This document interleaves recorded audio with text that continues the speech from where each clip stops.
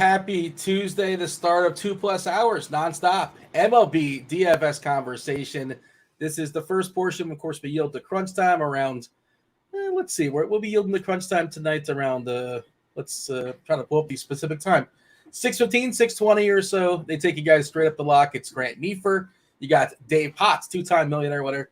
The Cheeseisgood. You know such things as the Musings. And, of course, you have Derek Carty of the Bat and the Blitz. The Bat is what we're focusing on today. We'll be talking to them in about an hour and 15 minutes or so. Returning champion today, hungover from the big celebration for yesterday's Victoria's Day. It's the greatest DFS player in all of Saskatoon, Saskatchewan, Canada. It's TJ Zwarich, the ageist. What's up, TJ? I didn't realize you were talking about me because I'm not hungover at all. I got a nice sleep last night. Watched some Star Wars before bed. Got a nice sleep. Been working basically since I woke up today. Busy day, but I'm ready to break down this slate. I like this one today. What sort of Star Wars? You're not watching like the old school, like the original. There's like all the offshoots you're talking about, like what's ever on Disney Plus, that kind of thing. No, last night my wife and I have been going through the movies. So last night we watched Attack of the Clones. All right, but you've seen that like 6 or 7 times, give or take. Yeah. All right. Could you just word for word? You essentially. You know every beat. Yeah, there's nothing to be surprising at this point, but you like it, and that's all that matters. Yeah, and it's one of those ones too that like the dialogue is so terribly bad in it that it's kind of fun to rewatch and laugh at. So it's kind of like a nice comfort movie. We're bringing in Head Chopper. We've not heard Head Chopper speak just yet, and no bike check in chat unless I missed it. So hopefully, Chop, your mic is good to go. Chop, acknowledge us. Acknowledge the existence of Yeah, how are things in the world? Are we doing all right there, Chopper? It's a Tuesday. Who can complain? Building anticipation. Is this mic on? It is on, yes, sir. The floor is yours. This is a huge day for you, Dean. Why are you just? Oh man, why are you just glossing over the headline here, Dean? That Carmelo Anthony retired. Miami Heat might pull the sweep tonight, Dean. When you gave them no chance and you didn't want to see them win a title, they may be on their way to the finals. Incredible. So, it's a big night for you, but probably not for you because you're probably a fair weather fan. But that's okay. You get what I'm saying here. The Miami Heat are. But Dean, on the other side of that, though, I'll say they don't win tonight. Oh boy, it gets hairy. It really does, Dean. It gets hairy, but we'll see. It's like what Barkley said with the Heat were up 2-0, and he said it's a must-win game for Miami. Like, come on, what do you mean it gets hairy? It doesn't get hairy until it's like 3-2 or something like that. They can afford to lose a game. It's fine. No. And I wasn't – there's a lot of assumptions there. I was not rooting against Miami. I did not give them zero chance. I gave them little chance. I didn't give them zero chance. I gave them more of a chance than ESPN Analytics. I thought it was greater than 3%. But I didn't think – and nobody – you're going to have to be out there and pretend like you thought Miami was going to be up 3-0 going into game 4. You're either from you got a DeLorean or you're a liar. So nobody actually believed Miami was going to be up 3-0. 3-0. Now you're just semantics. It's not about 3. It's about winning a series. And did people say they could win that series? Absolutely. Now, here's where I'll go with this, Dean. It gets hairy because Miami is not. Would you agree that Miami is not the better team? Like Boston's the better team, right? In general. The parts, like part per part, like if we're going to do a draft, or split them up. Yeah, Boston is the better pieces, correct. That's what makes it. Usually the 3-0 team is the better team, and that's kind of why they're up 3-0. But in this case, it's really not Boston. So if you go back to Boston, they'll be pretty heavy favorites in Game 5. Now all of a sudden that Game 6 in Miami becomes the one you better win because you don't want to go to Game 7 after being up 3-0 and it's in Boston and all that. I'd say tonight, it gets a little hairy if you lose tonight. But then there's the possibility, Dean. There's the possibility that Boston has just completely quit because that was a very, very poor outing. I don't like Jimmy Butler doing the shenanigans because if you don't want to give them any extra reason not to quit when they're on the borderline of quitting already, so you don't want to do the whole The timeout was amazing. How could you not be pro shenanigans? It's spectacular. I love a shenanigan. I love the shenanigans. If you're up 3-0 and now you've got the 20-point lead, let's do the shenanigans. But I don't want to give them any more motivation, Dean. But this is just a huge. I mean, this is just a massive, massive blow to the Dean Shavelson and the think tanks out there who say you should be that Dallas should have gone ahead and tanked those last few games to have a 0.5% chance at the number one pick. So should Miami. So Miami wouldn't be here if they had gone with that philosophy, Dean. You're on the verge of a championship. This team will beat Denver if they get there. No, they won't. They will beat Denver. You're on the verge of a championship, and you still want them to have a 0.3% chance at Wemby. Oh, come on, Dean. I wish you were right. Massive blow to these guys. I wish you were right that they can beat Denver. I don't think they're beating Denver. I think Denver's going to eventually stop them. By the way, for the record, go to Scores and Odds. You can check out if you like Boston to come back. You're talking about the threat of Boston coming back. They were the favorite for a good while. They're now the longest shot. Obviously 3 teams left standing. Denver currently minus 250 is the best you can get on them. Miami plus 275. Boston, you can get 16-1 plus 1600 on the Celtics. And by the way, if I'm on the Celtics and I'm trying to decide if I'm going to try or not, and the margin is so slow or so small as far as well, let's see. Are they going to drop a timeout in my face and mock me? Now I'm going to try. If they don't do that, I'm not going to try. Guess what? You're not going to win. If that's what it takes to motivate you at this point, we're in the Eastern Conference Finals. You're down 3-0. Either you're motivated or you're not. So if that's what gets you going, I was just going to go to Cancun tomorrow, but now I'm going to try and play because Jimmy Butler dropped the timeout in front of me. Come on, stop it. Doesn't matter. It's just fun. Can I rebut that, Dean? Please go for it. If you're up 3-0 and you don't say anything and you just go into the locker room, now you've sent them into the locker rooms, pointing fingers and trying to figure things out. Now you've taunted them, and now you've sent them into the locker room with a galvanizing thing. Oh, I can't believe he did that. Let's go. Now you galvanized them. You galvanized Butler. Of course he's going to do that. Why can't you believe he did that? Don't do it until you've got this thing locked up. Then you can do it. Oh, gosh. By the way, your boy Kirkwood is, I think he's been martingaling the Celtics. So I don't know if you got a couch for him or not. He might need to crash on the couch. It's been rough times for him. But, South Florida just knocking out the Bruins, knocking out the Celtics. We'll get to baseball in a second. There's 2 hours of baseball. I promise you. I'll have plenty of time to knock out baseball. Please don't go anywhere. I'm sure TJ's got a lot of thoughts. You said I have a lot of thoughts as far as the slate. I'm sure Chop does as well. And also, you're neglecting my Panthers being up 3-0. Bobrovsky has stopped 67 straight shots in a row. It's incredible. You know how insane that is? That's insane. He's out of his mind. It's insane. Yeah. And the thing is, Dean, I remember a couple months ago you were saying, man, I hope they just lose so they can tank for that generational number 1 pick in NHL that's coming out. Bedard. Yeah, you were like, let's tank for him. And now I did not say that. Dean, I need to ask you a question, Dean. Serious question. Are you on XM Sirius XM radio show this Saturday? Dude, I'm on with you. The 2 of us are on together. We can do this for 2 hours if you want. Okay, because remind me when we get there. I've got some movie takes I want to unleash, but I can't do them today. Let's save them for Saturday. That's it for our shenanigans. That's it for nonsense. Is it possibly Fast and the Furious related? I did see Fast and Furious on Saturday. I did, but I was thinking of White Men Can't Jump. I got some opinions on it, but I want to save it. Okay, I did watch that too, by the way. I did. I still haven't watched Air just yet. We're gonna watch Air as well. I've heard good things, but all right. Chop your thoughts as far as today's slate. 10-gamer. Another game back in Coors. Another 2 terrible offenses. The Marlins taking on the Rockies. The Rockies actually sitting. Arguably their best hitter. Of course, Cron's not available. Chris Bryant's out as well. Spencer Strider, greatest pitcher in the league. He's got the lowest Sierra, not just on the slate, but in the league. He's got a 41% strikeout rate. Of course, he's facing the Dodgers. And you got Freddie Freeman over there and his best friends and all sorts of revenge. Freeman hit his revenge homer last night. And you're not allowed to pick in the Dodgers. That's what I'm told. But Strider is spectacular. Garrett Cole is spectacular. Some other good pitcher options that we're talking about. The Mets did scratch.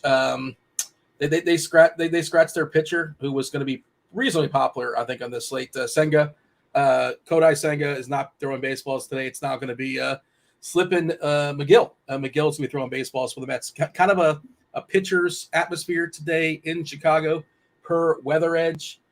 Some good offenses as well. I think there's some reasonable spots to take advantage of. Seattle did their thing last night. They're well positioned to do so once again against Oakland. Spoiler alert, you probably heard that before. Oakland is horrendous. Chop, what is your general your point of attack as far as tonight's slate?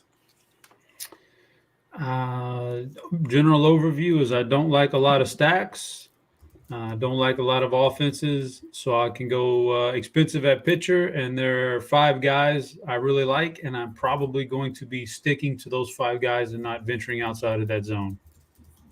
Did not mean to neglect you in that conversation, TJ. Like, of course, if you by all, I mean, do you want to talk about the Raptors? I heard Steve Nash might be the coach now. Get excited. Canada's own Steve Nash is going to interview possibly for the Raptors job, and going to be fun watching them battle for 8th the next so many years. Maybe they'll get in the playing game. Maybe they won't. But TJ, if you have any basketball thoughts, feel free to share them. Otherwise, your overall thoughts as far as today's baseball slate. We got a really, really deep slate of pitchers today, and so I'm mixing and matching with a ton of different guys. This guy's like Strider, who are obviously in a tier of their own. He's so expensive today, especially on DraftKings. It's going to be tough to get to. So I'm looking to zero in on a few stacks, and then I'm going to be mixing and matching my pitchers because we got so many different ones I want to play today. All right, doing a little bit of refresh as far as the lineup HQ tool. I want to get the most updated information when it comes to ownership stuff and kind of speaking to your thought process when it comes to pitchers today. Also, DK, I think this is the most expensive we've seen any pitcher on DraftKings this season. Spencer Strider, they made him 12.3K, like start of the year. The studs were like top, maybe 9.3, 9.5, 9.7. Then they started finally creeping into, 5 digits, 10s, 11s, blowing right past it. Strider is now 12.3 on DK. Despite that, TJ, 41% for Strider. Cole against Baltimore, 37%. Let's see, we got Sonny Gray at 20%. Bayo at 13. There's some interesting young pitchers. Bayo is certainly one of them. Darvish at 23% against Washington. Of course, Washington, good matchup, but they don't strike out a ton. And Darvish is not like this big K savant. Marco Gonzalez feels a little uncomfortable to me at 6.7K, like not a big K rate. And Oakland's offense a little better than people may think it is. Alex Cobb, awesome ground ball guy against Minnesota, 10%. And then McGill at 6%. There's a couple really interesting cheapies I guess we'll kind of dig into, but what is your assessment? How many lineups you running tonight? Actually, that's a good question because sometimes you're running 150, sometimes you're running 200, sometimes you're running 20. Have we decided yet? Have we settled? Where are we at as far as the number of lineups here, TJ? 150 lineups today. We are also 2 likes away from our very first Spidey Bomb today. So keep hitting that like button. Already over 200 people watching. We'll drop a Spidey Bomb every 50 likes. First at 50, second at 100, third at 150, etc., etc. Jared Kelenic hit one yesterday, and he furthers his Spidey Bomb lead, hitting his 6th of the season. And why would we stop going to him? People were making fun of me in chat yesterday for like, it's always Kelenic. Well, guess what? He keeps hitting homers. He keeps being low owned, and he keeps having good odds on the sites. He's plus 450 to hit a home run on Caesars today. He's low owned on both sites today. Seattle is my favorite stack, and Jared Kelenic is Spidey Bomb number 1 on back-to-back days. Yeah, Jared Kelenic is like the Christopher Morel of Spidey Bombs. Just every single time you pick him, he hits a homer, and that's just how that goes. Morel, by the way, batting 5th today. Good for him. They're slowly working him way up as far as that lineup. Chop, you have a homer for the people, a counter Spidey Bomb, anything you're working on you want to kind of tease the people with? Well, Dean, we call those the Green Goblin Grenade, the Triple G, Dean. Ooh, I like that. That's what we call those. Nobody else uses Triple G, so you can use it. Yeah, I got it. All right, I'll give you one, Dean. If you really. I'm not going to drop the BVP suggestion of the day just yet. I'll save that one for later. I'll go. Let's go Ramon Laureano. Let's go. I mean, I like Ramon Laureano. Little lefty-righty lefty matchup here. Seattle will be a popular stag, and why not get a guy in to run it back on the other side, just for goofs and giggles. I'll play along too. Sure, why not? And I'll take Rowdy Tellez. I just this 28-year-old rookie JP France. I'm not buying it. I know he had a nice outing. I think his first time, but reality's hitting him. I don't really love the Milwaukee lineup all the way through. But did they not get the right catcher in there? There's no Contreras. Oh, that's a bummer. Okay, he was my homer pick today in the survey. Got to fix that on the fly. But yeah, Tellez is Caratini plus 500 on Caesars, on Caesars as well. So he's got some hit great that. odds over there. Make sure you hit that. In fact, he was going to be a Spidey bomb, and now me and Spidey are going to have to do some reconvening. You could I don't know if you want to repackage. I mean, is that your thing to take somebody else's content and to make it your own? But feel free to do that if you want. Special. that is blasphemous. That's just Kirk and Kirkwood and his his propaganda machine. I saw him in chat. He's a little salty. I understand things aren't going great for his Celtics. We have Rowdy Tellez. Rowdy. Gotcha.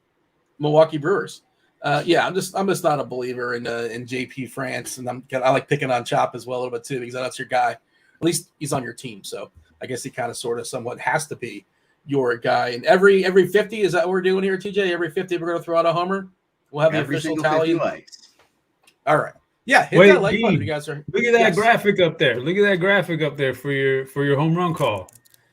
Who's doing that? That's not my mustache. That's your graphic. Put that on my face. But Dean, I have a suggestion. I do. Okay, so you blew off the other idea. You didn't like that one. Dean's Dingalings. That's fine. Okay, you didn't like that one.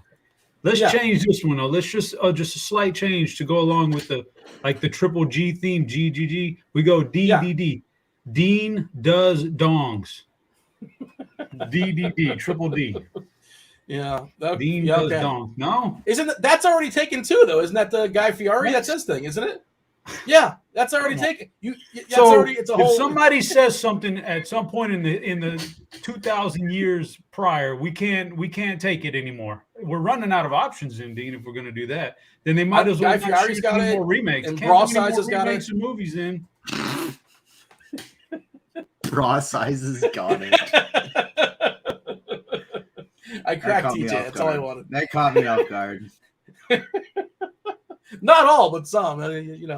It's a contrarian size. But we'll continue, Chopper. You were saying, Chop? Did I cut you off? No, I got it out, Dean. You're implying that we can't take any content that's ever been used. Well, I mean, there's a way to put like a little twist on it, I suppose. I guess, or you can just lean in and just say you're outright. At what point in the history of mankind has anybody ever gone with a Dean does dongs? That's never been done before. I don't think so. I mean, there might. I don't want to do that Google search just in case. No. Guy Fieri does that one. Guy Fieri does the Dean does dongs. I'm pretty sure. No. Dean, I got probably my biggest pitching pool of the entire season today. How many pitchers are in my pool? Okay, yeah, Chop. We'll go back and forth, Chop. We're gonna play a little Family Feud. We're not gonna like the 3X's, that kind of thing. We're gonna be doing go back and forth. We're gonna knock out who's on TJ's pitcher pool and who's not. Remember, he's running 150 pitchers. Do you want to tell us exactly who are in the pool? Not 150 pitchers. Oh, that's 150 lineups. 150 pitchers would be a little bit ambitious. Pool's a lot of not relief that big. pitchers. Do you want to tell us how deep your pool is? So we got 11 guys today in the pool. Okay. No one is more than 21% owned, and no one is less than 14% owned. Everyone is within 7 of each other. Just mixing and matching a bunch of different pitchers today while trying to hone in on a few different stacks. I like the idea of getting a little bit different as far as pitchers today. I think it's I think 11 is probably about the right number when you're running 150 lineups today because there's a lot of reasonable options at different price points as well. I mean, I'll start and I'll take the low hanging fruit and just kind of get things going. Strider, of course, has to be in your pool. Like you got to put him in there somewhere. You're going to be lower than the field, it sounds like, because he's projected to be out 40% or so. You said nobody is getting more than 20 or 25. The Dodgers are tough.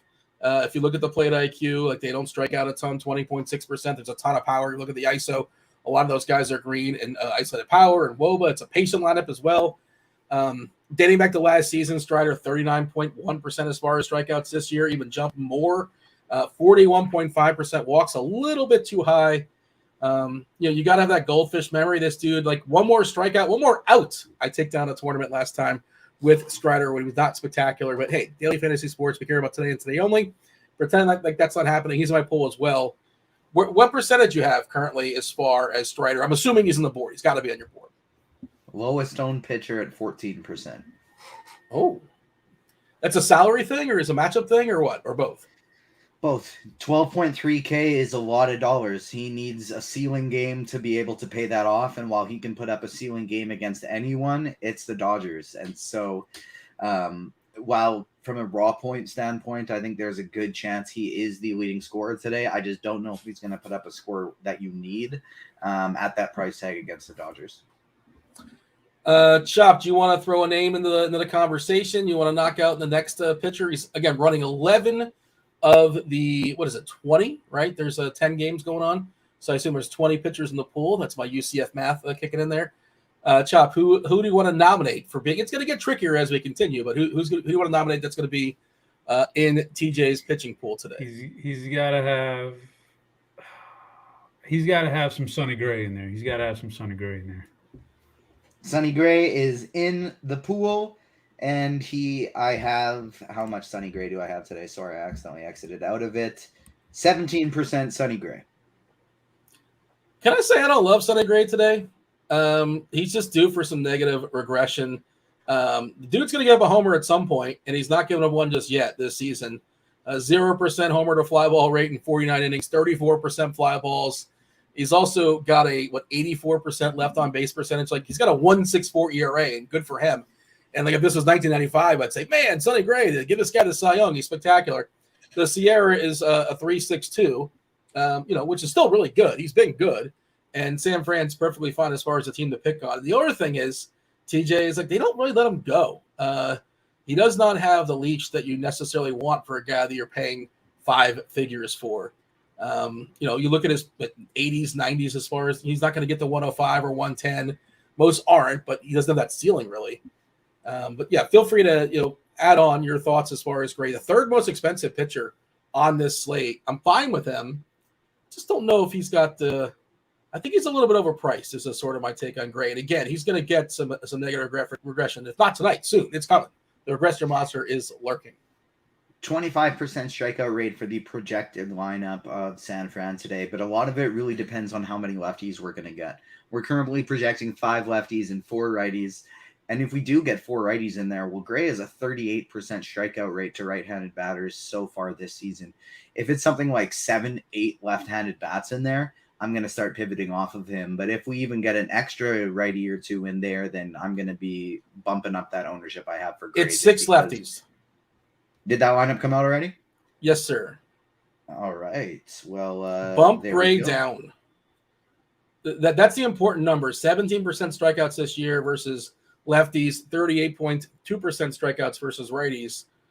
That's a pretty big discrepancy. These lefties aren't amazing. Wade's in there, Conforto's in there, Yaz, Sable, the rookie Bailey, the rookie Wisely. It's not spectacular. And like you said, 25.2% as far as K rates, but a lot of lefties in there. And I'm just I'm off Gray more so than most. I might get a pinch, but I'm happy to get 0. Can I ask you a question, Dean? What was that stat you just gave about strikeouts versus lefties? This season? What? Yeah. What was it? Gray's his strikeouts this season versus left-handers, 16.9%. Versus righties is what? 38.3%. Okay. Now, serious question, Dean, because there's people in the audience who might actually be thinking this and wanting to know this. And I'm just asking your opinion because everybody can have a different opinion. So that's the numbers you listed for this year. Last year, against lefties, we're looking at nearly 27% strikeout rate, and righties, it was only about 22%. So he dominated the strikeouts versus lefties last year. And then this year, it's a smaller sample this year, and it's been reversed. So what are we really going to – like, if you're a new player, what are we really looking at here? Does any of this make any sense, Dean? No, it's a good question. It really is. And I'm one of those people that I stick to the bigger sample in 2022 and 2023 as long as possible, and then eventually I move on and say, okay, screw it. We're just going to take this year's numbers. I'm curious if he changed his repertoire. Or just his pitch mix, or as far as delegation of pitches, if he's throwing certain pitches more, certain pitches less. if he's making a concentrated effort on that. I don't know that personally. It's a good question. I've not dug it on it, but I did see those numbers. I want to see what Carty has him listed at as far as his splits, because I think Carty tends to have a bigger sample as well. Like he would yield to the bigger sample as opposed to the larger. Yeah, so Carty has him as a reverse pitcher, not a large reverse, but a reverse pitcher, Sonny Gray, for what it's worth. So take it for what it's worth. What are you doing with that information? Like, what do you think? Me? Yeah. Like it's an interesting thing you're pointing out. I'm just curious what you do with it. I'm not usually looking at just this season when the season's only almost only 2 months old. So I'm kind of just I just want a mix of, and then plus I'm trying to judge is this guy in his peak, past his peak, just approaching his peak. That can change his numbers, and every case is completely different. For Sonny Gray, I think that I'm probably not looking at 2023 as much as I'm looking at a mix of the last couple of seasons, since he's kind of come back and rebounded and been the kind of pitcher he is right now. So everybody's different. Every pitcher, every player is different, in my opinion, when I start looking at splits. Because, being in the industry, you can kind of manipulate the split into telling the story that you're already narrating, so I don't know. But I don't want to narrate. I want to know like the truth, and then I want to tell a story. I don't want to tell a story first and then figure out how to. Yeah. So, but I don't know. The short answer is like I can't tell you for sure what's going on, but I can just tell you what's going on so far this year. And so far this year, lefties are making much more contact against them. And the other thing is, just about Sonny Gray, like 33 years old at this point, he's been an enigma for how many years? Like this is a guy that like there's been Sonny Gray truthers 10 years ago, right? Like I feel like David Kitchen, if I'm not mistaken, was a big Sonny Gray truther like 10 years ago. It's a flashback. Oh, that was a little Vanderbilt action, man. Yeah, but this. People have been touting him, and like some people say he's terrible, some people he's great, and he's just been an enigma. And I don't know. And I can tell you he's not been allowed to throw a bunch of baseballs this year. His projected pitch count is 89, which is not terrible. And again, doesn't mean you can't use him, but it's not in the realm of Strider or in the realm of Darvish or in the realm of Garrett Cole and similar price points on some of those guys. So look, all that information, do with that what you will. TJ, did you change in any way that discussion, or you're where you are, and that's that? It actually happened at the same time that I realized Mike Mayers is only 4K, and so I did just bump down my potential exposure to Gray just a little bit so I could get a little bit of the 4K pitcher in there.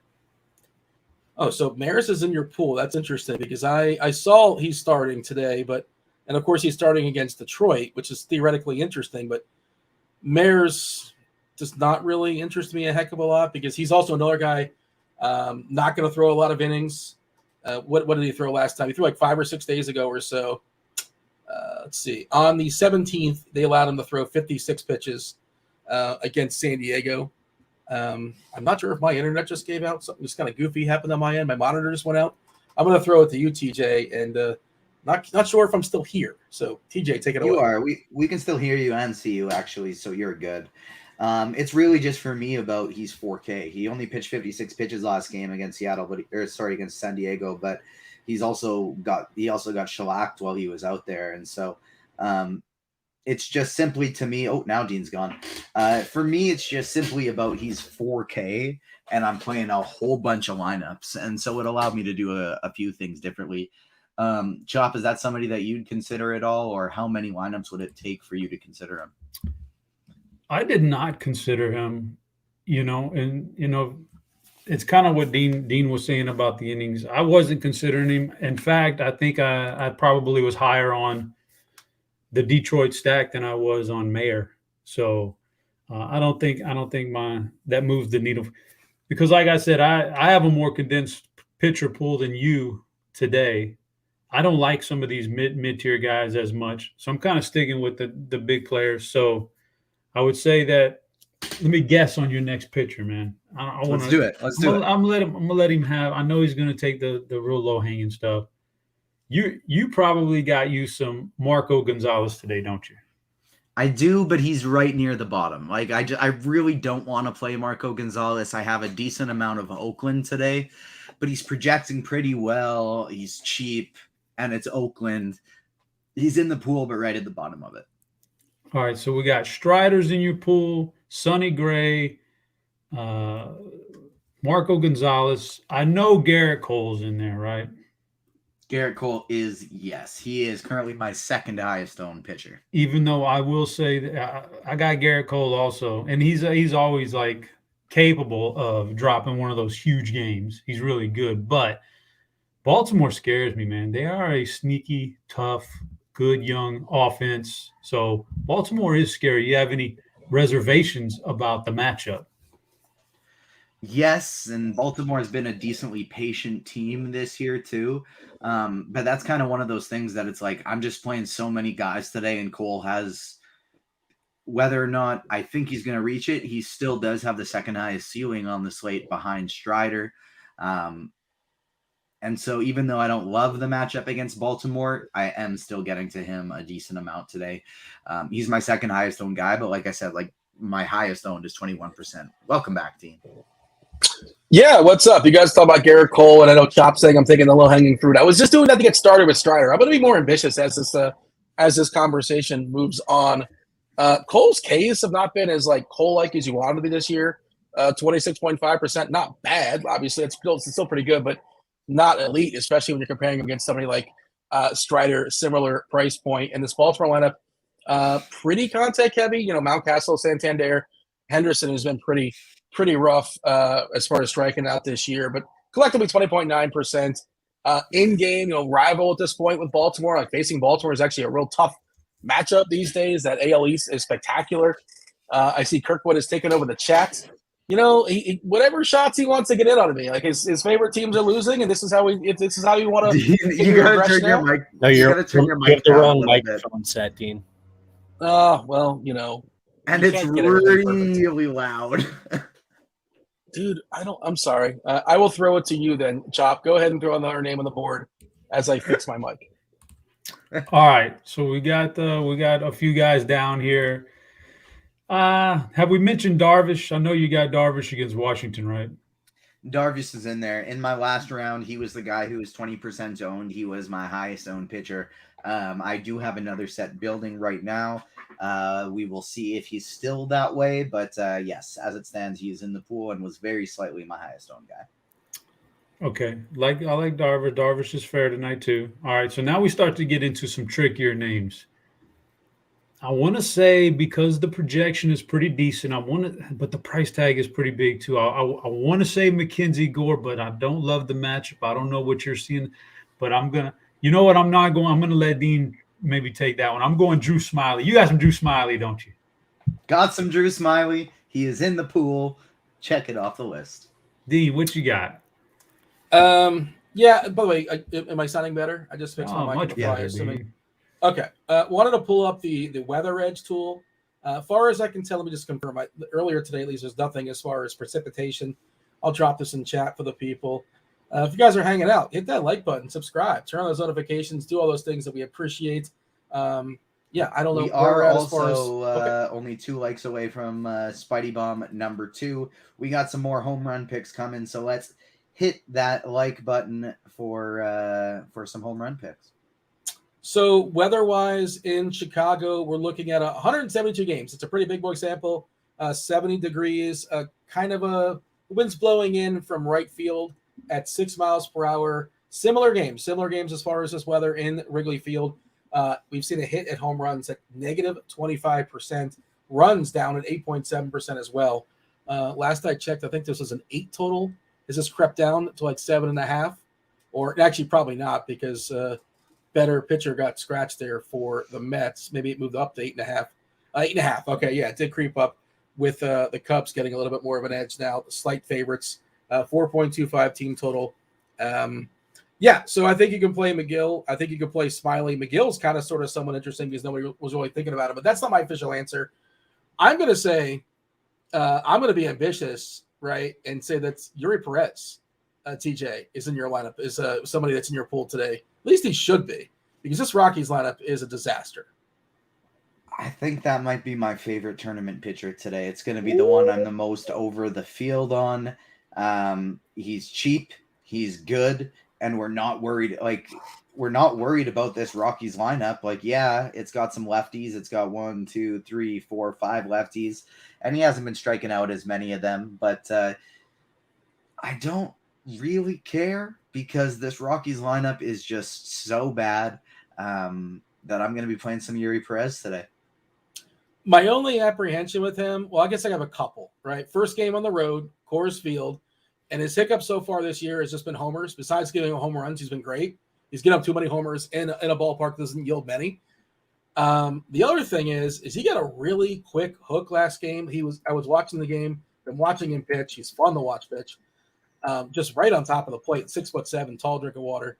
But they gave him a hook after 5 innings, 78 pitches, and he was pitching clean, right? Really, really clean 5th inning. They were already doing the handshakes, and I don't know if this is sort of one of those deals where they're like, he's going to play 5 innings, and that's that. If he gets to 92 pitches, so be it. If he gets to 75 pitches, so be it. He's not going beyond 5. Some teams don't necessarily stress pitch count. They'll just say innings. So maybe that's what's going on there. Not sure. But even if you get 5 good innings in Colorado, I think it's a little bit more important on Fanduel where you want that QS, you want that quality start. I'm not saying that's for sure what's going on, but maybe that's what's going on. Only 78 pitches last time versus Washington. 3 hits, gave up a homer, gave a couple homers in his first start, but Cincinnati. But otherwise, besides the bugaboo of the homers, he has been pretty spectacular. Just turned 20 years old. Outrageous. Chop, you have a thought as far as Yuri Perez? Yeah, I think he makes for a good tournament play. He's got the kind of stuff I don't think should be too affected by Coors Field, and it's a bad lineup. It is Coors Field. You don't know how they're going to react. So I could see playing it both ways. One of the rare things where I could see stacking Colorado, but I could see playing Yuri Perez somewhat decently too in tournaments. So, yeah, I don't mind that call.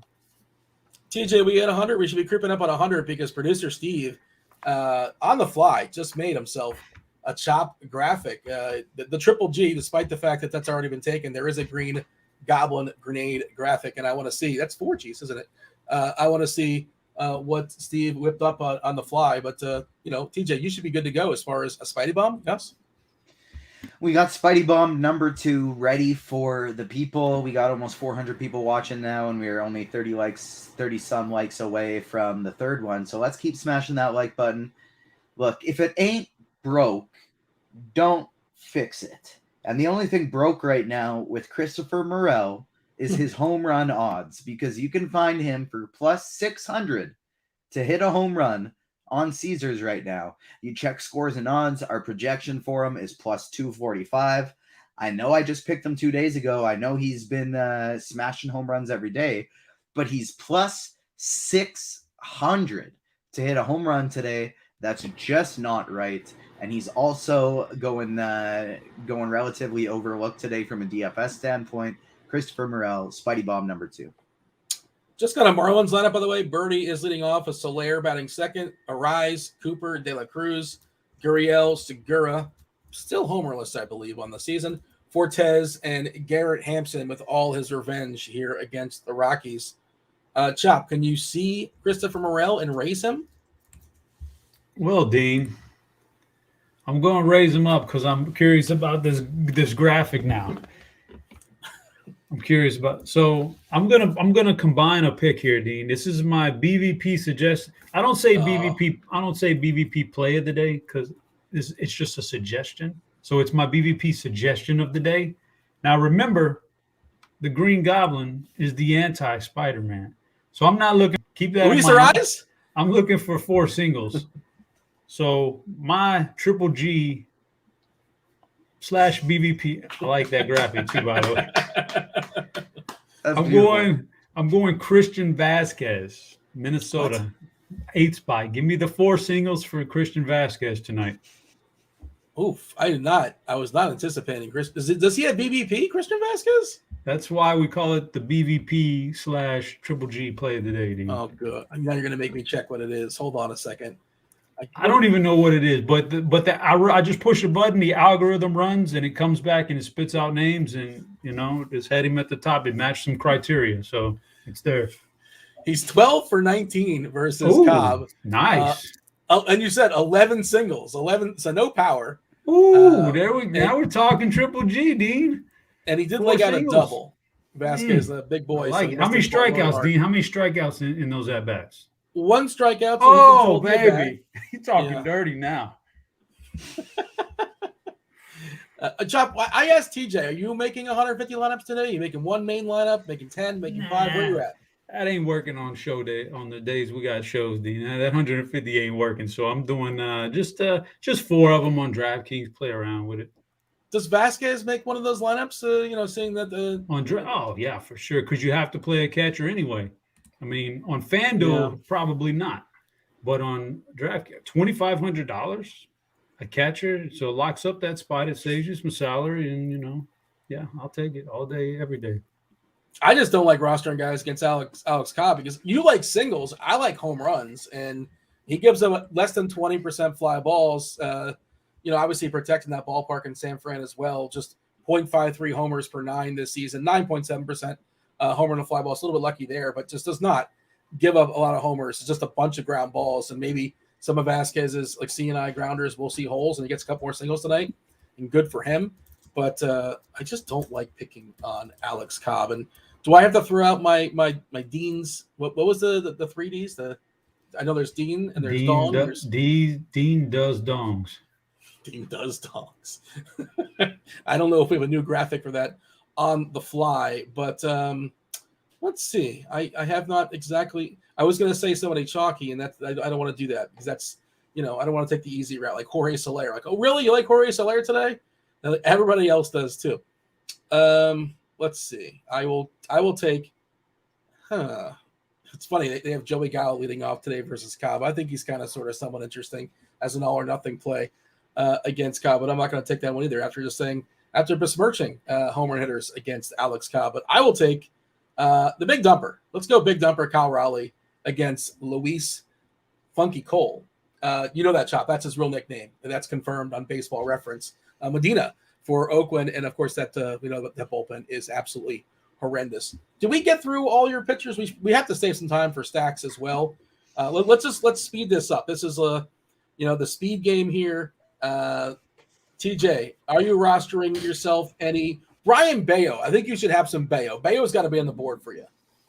Brian Bayo, I have 20% of today. So I just have a new set of lineups that have come in here. The ownerships have adjusted. It's Darvish 1 at 22%, Cole 2 at 21%, Bayo 3 at 20%, Smiley at 18%, Strider at 17%, Perez at 15%, and then Sonny Gray at 11% and Marco Gonzalez at 10%. So those are the ones mentioned so far, and there are still a few more on the list as well. I'm not going to stick on this for too long, but I know there's a lot of people who watch the show, and so I want to talk about it real quick because I just made a Ted Lasso reference in chat. But holy crap, this week's episode of Ted Lasso that's going to be coming tonight. Oh my goodness, it's amazing. It finally gets interesting. It is not been the best season. maybe the most. It's been a phenomenal season. Yeah. It's maybe the most emotional episode of the series so far. It was pretty incredible. The episodes have felt like long. I know they've been longer this year, but they just feel longer. Like they're supposed to fly by because you're enjoying it too much. They feel a little long for me. Chop, you have an official Ted Lasso take? I like the show. I'm not I just took my earphones out because I don't want to catch a spoiler, man. No spoilers. Spoiler free. That's a Kirkwood thing. Kirkwood would spoil it, but TJ, you can trust him with talking about it. You're throwing Kirky under the bus, man. I like Ted Lasso a lot. I mean, this season there's been some good. Like you're not watching Ted Lasso for anything other than the raw emotion that the characters bring out. So I think it's been fine. It's been on par with everything else they do. Yeah, Wednesday nights it comes out. You get the screener. Is that what's going on, TJ? You know people? You know a guy? I am the guy. I run the fastest growing media outlet in Canada last year. So, Apple sends them every Sunday night so I can have a review ready and out for Tuesday. That's not just Saskatoon. That's all of Canada, the fastest growing media outlet? Oh, yeah. Look at you, man. Not just everybody gets invited to the Guardians of the Galaxy premieres and the Little Mermaid premieres out there on the red carpet. That's a pretty elite group. You're saying I gotta start being nicer to you. That's what I'm hearing. Is that what I should start doing? Yeah, that's exactly it. That's actually the reason why I started up this company, was just like, I need more respect and attention from Dean. Yeah, there you go. Well, is it already too late? Have I already blown it, or can I can still recover from here? No, myself, much like the characters of Ted Lasso, I'm a fan of second chances, so you're good. I do appreciate that. Boston lineup came out: Verdugo, Yoshida, Turner, Devers, Duran, Hernandez, Casas, Valdez, and McGuire is catching. What are we still waiting for as far as lineups? We did get Seattle as well. Oakland we're waiting for. We do have Boston. I think we have everything else, right? Angels came out pretty standard. Yeah, Moniak, Trout, Otani, Renfroe, Walsh, Drury, Theis, Urshela, and Neto. Walsh scuffling so far, coming back from, I think headaches was the reason why he was out for a long time. I saw he drew at 3 strikeouts yesterday, but he is super cheap. We didn't really talk about it, TJ, but Bayo, another ground ball savant, and another big-time prospect, one of these guys that looked a disaster and a mess when he first came up last year, and he's starting to figure stuff out. If you watch him, you could see the talent, right? It's coming together. Not a complete project just yet, but I think he's interesting. And obviously, one of the more appealing things about him is how cheap he is, and that ground ball rate, almost 62%, TJ. Who else is in the pool that we should acknowledge before we move on and start talking about some stacks? I got a lot of Bayo today. Yeah, I like that one. Alex Cobb, I have 15%. Eduardo Rodriguez, I have 15%. 2 people that people in chat guessed as well. Mike Mayers, I threw in there for about 15%. Why? Because he's 4K. And when somebody's 4K, I'm always going to be interested. I have one more guy in the pool, Dean, that we have not mentioned, sitting at 20%. Let's get that one and pivot to stacks. Dean, you're on mute, dude. How about Bobby Miller? You playing some Bobby Miller tonight? Bobby Miller is the final guy in the pool, and I'm getting to 20%. There you go. Top 20 prospect in baseball, give or take, depending on when you're looking. Probably coming up too early, like we saw yesterday. Gavin Stone came up too early. The Dodgers are just really in need of pitchers. Gavin Stone wasn't spectacular, and the same story here, like a big-time prospect, but the absence of Julio Urias, the absence of Dustin May, they're probably getting the call up like quicker than they typically would if everybody was healthy, but the arm is electric. This guy is a legit premier prospect, former #1 pick as well. Obviously, Atlanta, tough matchup. I have this one going both ways, TJ. I like Atlanta, and I like some Miller, and I think we can see both outcomes, right? I assume you have some Atlanta stacks just in case, but Miller is super cheap, and obviously the arm is live, and you never really know. It's the old box of chocolates when it comes to very first start of the season of somebody's career. You're not really sure what you're going to get, so I think it's worth getting some salary reasons if for nothing else, and there is some upside as well. Do you have Atlanta? Is Atlanta a stack that you're interested in, TJ, playing both sides of it? Yeah, Atlanta is going to be one of my highest owned stacks today. They are not #1, but they're pretty high up on the list. They're definitely in like my top 5 groups of stacks, and one of the main teams that I'm targeting for offense today. Oh, Dean, you got muted again. Am I muting myself constantly? I apologize. I'm 0 for 2 as far as mutes, and it's just been a rough show for me. It's been a rough show. My camera went out. I went on the wrong mic. Now I'm not even turning my mic on, but we're going to power on through 25 minutes or so, give or take, depending on when they show up. The Crunch Time crew, we got Derek Carty. We have Dave Potts. Cheese is good. We have Grant holding it down, taking y'all straight up the lock, answering your questions in the Discord channel, the RotoGrinders Discord channel, rotogrinders.com/Discord. You go to the MLB Crunch Time chat, ask your questions there. Of course, if you guys are not premium members, fire for questions in YouTube. They'll do their best to get to those. Probably save those until they come on. Or you know what? Fire them out, and I'll do my best to get to them as we have 25 minutes. Did want to mention, shout out to Noto. Notorious has been on fire. If you guys partake in the scores and odds product, Noto now for 3 straight weeks, Notorious has picked the outright winner in golf. Wells Fargo Championship a few weeks back. Somebody named W. Clark. Is that Will Clark? Is he playing golf now? He's got to be like 60. Probably a different Clark. But he got an 80-1 winner. Shout out to him. And then we got 2 weeks ago, Jason Day, 19-1. And then Brooks Koepka. Noted Florida Panthers fan, Brooks Koepka, by the way. He was at the game last night. His clapping to blink ratio was super impressive. I believe he actually had the trophy with him in Florida. The most popular Florida Panthers fan out there? Who could say? But Brooks Koepka, 22-1. Noto has been an absolute fire. Check out scores and odds. And he'll give you I'm sure there's some winners posted. I've not looked. As of Tuesday night, usually there's some golf stuff. Of course, there's other sports as well. For all your player prop needs, Grant is very much in that space as well when it comes to scores and odds. He has the old Scores and Odds show. Check out the Scores and Odds channel on YouTube. I think these days it's 4:00 when he is running it. So make sure you check that out. Check out the old Synergy. Maybe he'll give some of his player prop plays later on. But Chop, you tell me as far as your favorite stacks, consensus-wise, on this slate. Number one, this is myself, Kid Yahoo himself, Kirkwood, Dave Potts, Cheeseisgood, and Mr. Tuttle. Miami is actually the number one team as far as consensus value ranking. Not my number one, but number one as far as consensus rankings. Chop, your Houston Astros, number two. Then the Seattle Mariners. Then it's kind of a mixed bag. Boston, the Mets, Oakland gets a little shout out. Dave Potts is going to like himself some Oakland. Atlanta, Colorado, Milwaukee, Detroit. How do you feel about that board?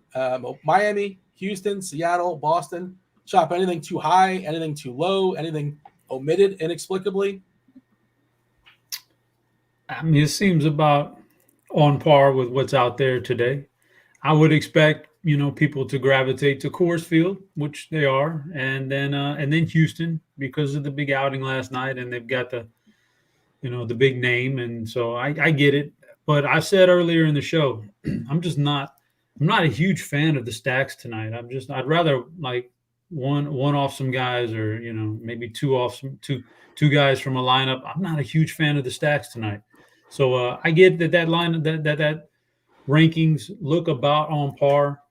We got a couple of rookie pitchers, a few rookie pitchers. So, you could always send those offenses up your rankings a little higher because you just don't know how those guys are going to react. But I'm not particularly in love with a bunch of stacks tonight, Dean. A couple of things, Chop, before we move on. First of all, you know golf better than I do. I don't pretend to know golf. Am I butchering? According to the chat, they're giving me the business. It's not Kopka. It's a Kupka. How do you say his name? I've heard of him. Kepka. Yeah. Well, what are you gonna do? He's from Dean. He's from Florida State. You should know him, man. Yeah, I think he's like West Palm or something like that. He's not, like I said, he's a Florida Panther fan. He was in the building last night. Very, very excited with. I believe he was holding the trophy. So yeah, I don't know how golf is not my forte. My apologies, but Brooks Koepka, shout out to him for winning a major. And Chop, we're talking about like 3-3-1-1, or you're talking like 2-2-2-1-1. I know we kind of goofed about this, but how much, like a little bit of correlation is not terrible. You're not going to frown on it, I imagine. No, I don't frown on it, but I like to on a night like tonight, I just like to go down and see. Like Miami, I'll probably have maybe 4 lineups. I'll probably have a lineup where I got 3 of them in there.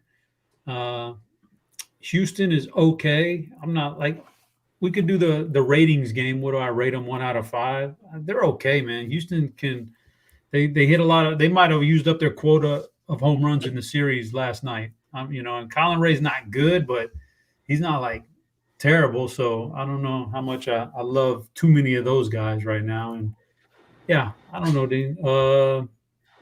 Go down to a team like Boston. Like Boston's got some power, and I could go pivot to a Boston, feel good. I think TJ mentioned Seattle earlier. I love Seattle, man. I think they got a good lineup. I think they've underachieved, and they're going to put up some runs this year in a lot of games, and I think this has a chance to be one of them. TJ, your thoughts as far as these consensus rankings when it comes to stacks? Again, reminder, it's Miami, Houston, Seattle, Boston, the Mets, Oakland, Atlanta, Colorado, Milwaukee, Detroit. Anybody omitted? Anybody too high? Anybody too low? You're spreading out as far as pitchers? Are you spreading out also when it comes to all your stacks? No, I'm trying to keep it pretty tight with stacks tonight. And so another team I'd want to add to that list would be Atlanta. Like we talked about earlier, playing both sides, playing the young pitcher and playing Atlanta going up against him. I rank it 1 Seattle for me. Then Miami comes in at number 2. Houston number 3. Atlanta number 4. And then honestly, maybe Oakland coming in at number 5. But if not Oakland, Milwaukee or the Cubs are kind of the next team in that tier for me. Chop, they're giving you the business there in chat. Their quota of home runs. This guy won $1 million, right? I mean, if you want to actually you won $1 million twice. You can do that, sure. I mean, was he not here for the BBP portion of the show as well? Like they could have called you out on that. Yeah, sure. Yeah, Chop knows what he's talking about. However, it's delivered in a fun way. Maybe you're kind of nonchalant about it, Chopper, but you know what you're talking about. Milwaukee, by the way, apparently according to the chat, can somebody confirm this? Is the roof open? Because I like that game just as a general thought. I think it's two of the weaker pitchers on the slate as well. And I will incrementally bump up your Houston Astros. And I like the Brewers too. I like that game just in general. I think France and Ray, two guys that they're not necessarily major league caliber pitchers. So I like both sides of that game. I want to get a confirmation that roof is. Oh, yeah. Is that the hotline, right? Milwaukee's actually got a hotline where you got to call up to see if the roof's open. Yeah, okay. So the roof is open there? That's exciting. Where are we at as far as likes, TJ? Because we should be firing up another Spidey bomb, right? I assume there's one on layaway for the people? Yeah, we got 6 more likes away from Spidey bomb number 3. So we just need a few more people to hammer that like button. But we do almost got 500 people watching. I would love to give away a 4th Spidey bomb before the Crunch Time crew gets here. So let's keep hammering that like button. Yeah, about 15, 20 minutes until y'all get another 2-time millionaire winner. Dave Potts, you get Derek Carty of the bat, you get Grant Neiffer as well for Crunch Time, taking y'all straight up to lock again. Whatever's on your mind in chat, feel free to fire it off. We're happy to discuss. Do we want to play the number game here as far as stacks? We can do that, right? TJ, you kind of teased the idea of it. We haven't really talked about San Diego, and Herbert Good says San Diego's going to go off tonight. Feels like they've been underwhelming basically all season long. Tatis is a really nice price on Fanduel. I'll give him that. Well, where are you at as far as the Padres? 5, you love it, TJ. You love it. 1, you hate it. 3, you're kind of wishy-washy. You're somewhere in the middle for maybe possible follow-up questions. But the Padres, TJ, what's your official number on San Diego? 1. Oh, okay. I don't have a single Padres stack in 150 lineups today. I got lots of Tatis as a one-off, but I'm not stacking up any Padres. Are you playing Gore? Was Gore on your list or no? I don't think he was, right? He was not, actually. Okay. I respect the Padres, but I'm not playing them today. Yeah, fair enough. Chop, are you higher than a 1 on San Diego? Yeah, I'm higher than a 1. I'll give him a 2.1. A 2.1, Dean. I mean, I agree with his sentiment that Tatis is a great one-off. After that, I'm kind of not in love with that lineup, man, against the left-hander and some of the guys that you have to out there. So I give it a 2.1. I appreciate the decimals. 2 is too low, but 2.2 outrageous. That's obviously way too high. Soto is going to get a revenge walk, right? Is that we're going to call a couple of revenge walks here against Mackenzie Gore, obviously former national there. You have stats in front of you, Dean. How many home runs does Soto have this year? Or how many does he have this year so far? I can pull them up. My guess in my head is like 7, but that seems like a lot for him. While you're pulling that up, it's time for Spidey Bomb number 3. This was originally the spot that was going to be occupied by Rowdy Tellez, but you had the great pick getting to him first, Dean. And so Spidey Bomb number 3 today, we're going with his teammate, Willy Adames is not going out of the park. I like that one. I think that's a good call. Chop, do you happen to have a triple G on layaway? Of course I do, Dean. I've got all the on layaway. On layaway, triple G, I'm looking not necessarily for home runs. I just want some contact. I want to get on base. I want to rack up some fantasy points. By all means necessary, Dean. I'm going with my boy, Yuli Gurriel. Perfect. What is perfect about Yuli Gurriel? I believe he has actually 0 homers this year. Am I correct in saying that? I feel like he does. Maybe I'm thinking of somebody else. I wouldn't doubt it. And he's got 3. I'm fine with that. Oh, man, he's raking. Yeah, you know who I'm thinking of, Chop? And I want you to give me the date or an over-under. When is Jose Abreu going to homer this year? Is he going to get DFA'd first, or is he going to hit a home run? Dean, stop with the D. He's going to be all right, Dean. He'll hit a home No, run he's here. not. It's over, Let's man. see, what are we? May 23rd. He'll hit a home run by the end of June, and that'll be fine. And they'll still be in first place, and then he'll get hot in the playoffs, and we'll be good. You're giving him 40 days? You're saying he's going to hit a homer the next 40 days, You and he's asked going for to a be fine number. in the same sentence. You asked for a number. You didn't say be ambitious with it. I'm just telling you. Be accurate. How about that? Like, that might be accurate too, but oh my gosh, he's so terrible. And all the advanced stuff are saying he's terrible too. It's not like you can look at the advanced numbers and be like, well, he's been unlucky here. He's just been really, really bad. They even moved Tucker up in front of him. That's how bad he's been. Yeah, there you go. I did mush JBJ yesterday. He homered, so maybe I'm going to inspire. You know who else homered yesterday, Dean? Who? Dubon. And you made fun of him for like 3 weeks straight, and he homered, so he shoved it in your face. You know what it is? Like, Dubon is just like the Celtics, where like if you just drop a time, they weren't going to try, but you mock him with a timeout, and Dubon's like, I wasn't going to try to homer, but wait, hold on, Dean said what now? Yeah, and like, that's it. I'm going to show him. I'm finally getting a home run. Sure. Good luck to him. And Dubon's out of the lineup again today, right? He's just basically the backup for Altuve. I think he's not in there. My homer pick. Let's see. I want to pick somebody from that game. How ambitious do I want to be in the Houston-Milwaukee game? I wish Chas McCormick was better. Let's go McCormick. I'm going YOLO. I'm going to say McCormick homers. How about that? I'll take him over Jolks, who every time I roster that guy continues to disappoint. Oh, I did want to mention, by the way, Chop, I'm curious, best ball season is around the corner, Chopper. I'm not sure how big you are into best ball. Obviously, daily fantasy sports, we focus on today and today only. Best ball, once you knock out your draft, no changes. You can't pick anybody up. You don't have to decide, am I going to start this receiver or that receiver? Yeah, they make the best lineup for you.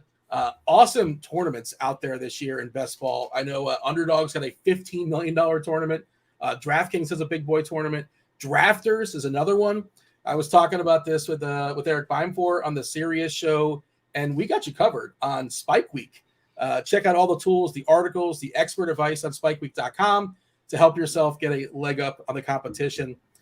Player projection, strategy content, player rankings, and the Draft IQ tool also is available on spikeweek.com.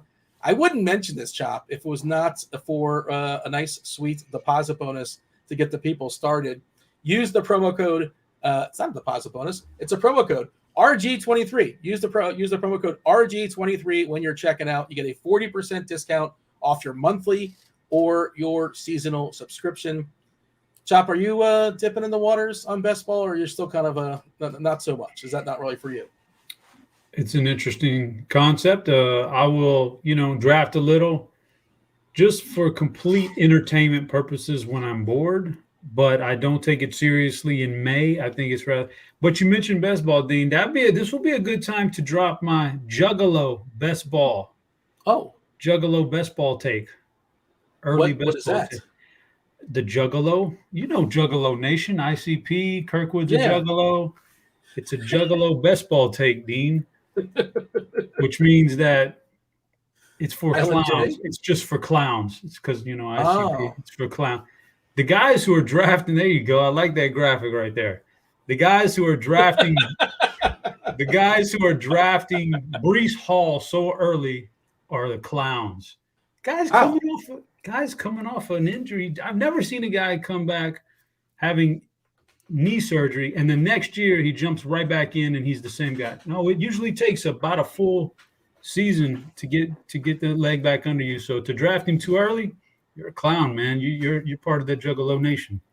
But I don't know if you've heard, the Jets have added the greatest quarterback in the history of ever. So, you have to bump him up incrementally, right? Does he do knee therapy? I don't think so. Not that I'm aware of. He does some kind of therapy, actually, but that's a whole other conversation. And yeah, but Laureano is batting third today for Oakland.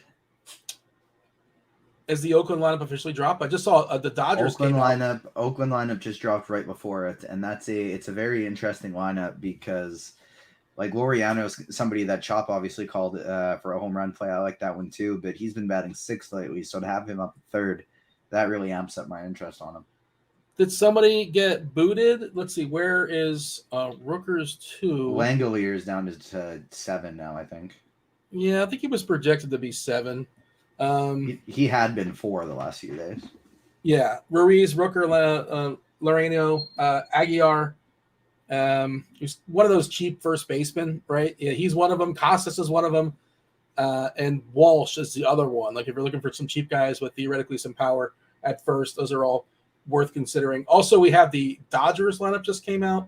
Looks pretty standard. Betts, Freeman, Smith, Muncy, JD Martinez, just dingers. Martinez banged out a couple yesterday. Jason Hayward revenge game. Peralta, Outman, and Rojas. And let's see, did Minnesota change their lineup or something? Why is Minnesota popping up on the? Did we get a scratch of some sort? How about what they did the other day? Oh, well, it was smart because they knew what was going on. They knew it was just the opener, and then they were setting themselves up for Manaea. But of course, Manaea, who's been terrible all season long, still mowed him down because the Twins are terrible. But they started Julien in the cleanup hole, and he in the cleanup spot, and he didn't even get in at bat. Wait, did he actually start the game? He started the game in the cleanup spot, and he did not get a single at bat. I assumed it was that they kicked him out at the last second. They had to swap because they were they took out Solano for Gallo and put Gallo in there, but they moved Julien from 1st to 4th, and so he didn't get an at bat. They pinch hit for him before he had his first at bat. Yeah, because I did see he still had like the starting notation next to him, and I'm like, I thought I just missed it that they swapped him out too. But I made some terrible lineups yesterday. Full disclosure, it just did not work out for your boy. I think one got there with like Atlanta and Detroit or something like that, but otherwise, not a good day for me. I think we have every lineup, right? Gotta love it. Every single lineup is officially out. Got crunch time coming in about 10 minutes or so. The rest of the show is yours, chat. Whatever y'all want to talk about, we're happy to talk about. We will play the stack game until we get to until we run out of questions or some questions popping up there in chat. They're talking about Kirilov there. Kirkwood is very excited about the Juggalo bombs. We do have the Dodgers lineup as well. Let's see, what lineup, who have we not talked about that we should talk about, TJ? Because I feel like we're kind of jumping around and sometimes you just sort of miss things. Your official Coors stance, TJ, are we like with the field, against the field? We going way over, way under when it comes to the Marlins and the Rockies? I know Coors is the big point of contention. Obviously, these lineups are not special, but they do get the hit in Coors Field. 11 total. Marlins have close to a 6 total. Where are you at on guys like Birdie and Soler? Arise who doesn't homer. Segura doesn't homer. It's basically Soler and a bunch of guys. Soler and Dela Cruz are going to be my 2 highest owned players, and so I'm definitely going to be overweight on them. And the rest of the team isn't honestly picking up like crazy ownership. I'll probably be about even on everybody else, and then heavily overweight on the 2 of them. And then on the Colorado side of things, not too many people are playing them. I'm playing a lot of Perez, but I'm also going to have a lot of Colorado stacks. By the way, that's what happened with Minnesota. Correa was scratched. New lineup for Minnesota. Gallo still leading off. Solano, Kirilov, Buxton, Julien, Farmer, Castro, Christian Vasquez. He had the 4 potential singles in the BVP. And then Michael A. Taylor. I would say bump up Alex Cobb a little bit. Doesn't really jump off the page, but Cobb, a little bit of a bump. Slight upgrade with Correa being out. And, it's, again, Gallo, all or nothing. Buxton can strike out and plenty of power too, but this lineup is not terribly imposing. Chop, what team have we not talked about here? Who should we talk about? Who should we focus on? You're only making a few lineups. I know you're talking about like not necessarily going the stack route, but is there a couple teams that sort of stand out for you where you're going to be picking your players from? The standout is Miami because it's Coors Field. I get it. And it's probably kind of chalky, but it's still on this slate. That's still the standout spot for me. Other than that, I'm not in Seattle. Seattle's really nice matchup here, and I like their lineup in general, even though I feel like they're missing somebody today.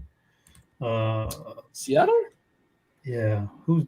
What's his name? Oh, that cheap shortstop. Oh, yeah. You don't really want him anyway. I thought I liked him at the bottom of the order. He had some pop. But they got a DFA Wong, by the way. Wong's been horrific, but go ahead. Wong, that's who's playing today. He wasn't expected to play. Yeah, he's been bad. But so I like that. Other than that, though, like I wouldn't be surprised if one of these offenses gets against a young pitcher and obviously wins you tournaments. But I can't play that angle with only 4 lineups. You can do that with 150, and you can go down there and set your exposure in lineup HQ to max out 10% of every team, and you'll get a bunch of stacks in there from different teams. I can't do that with 4, so I've got to be selective, and I'm going to be a max of 3 players from a team, and it's only going to be those 2 teams will probably only be Miami or Seattle. I don't see myself. Houston, I'm not in love with what they've got in that lineup tonight, so I don't know, man. I'm not a big stat guy tonight. I'm not going to lie to you, Dean. Shout out to Wazoo in chat. It's Wazoo's birthday. It's also Buck Showalter's birthday. We found out that before the show when Buck Showalter's birthday. Producer Steve is very excited about that. Not sure how to celebrate that for the Mets. Maybe they'll just get him a W. Andrew wants to know A's minis 2, 3, and 4. You were talking about the A's, TJ. How do you feel about 2, 3, 4? I don't know why we can play Ruiz too. Like you can do that, but I like 1, 2, 3 better than 2, 3, 4. But I like just Rooker and Laureano as kind of better than anything else there. But if you are extending that stack, I don't mind that. TJ wants to know why. No, I'm asking TJ. Mr. Richard wants to know Detroit. Why no love for Detroit? I know you were talking about rostering their 4K pitcher just because he's 4K Myers. But yeah, you like Detroit tonight? They were fine yesterday. They pitched a little too much for liking as well. They're kind of annoying. The couple of guys I had yesterday for Detroit both got the hook. I think it was Maton and I want to say McKinstry both got pinch hit for, which was kind of annoying yesterday. But these things happen. Veerling I saw was popping at least earlier today as a cheapie. But how much Detroit you got today versus Myers? They're fine. I got 9 Detroit stacks in 150 lineups, so I'll definitely be playing them a little bit, but they're not going to be one of my main targets. Yeah, Trammell is not playing for Seattle as well. Matt's talking about Trammell, and that's I like when he doesn't play because he gets pinch hit for so much. He gets like 2 at bats and he's basically gone. He's got power; he can run into one, but I get frustrated by rostering him. I don't like my guys getting pinch hit for. I guess nobody does. Chop, Andrew wants to know if we can play the Cubs against McGill. The weather's not great as far as hitting home runs. A little bit trickier to bang one out. McGill obviously an easier target than the original starting pitcher there for New York. How do you feel about the Cubbies? They're okay. They've got power in their lineup, so they're fine. I don't mind the top half of that lineup.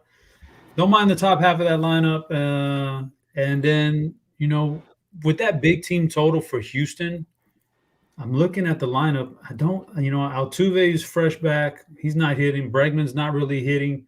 Tucker's not really. Jordan's the only one in the top of that order that's hitting.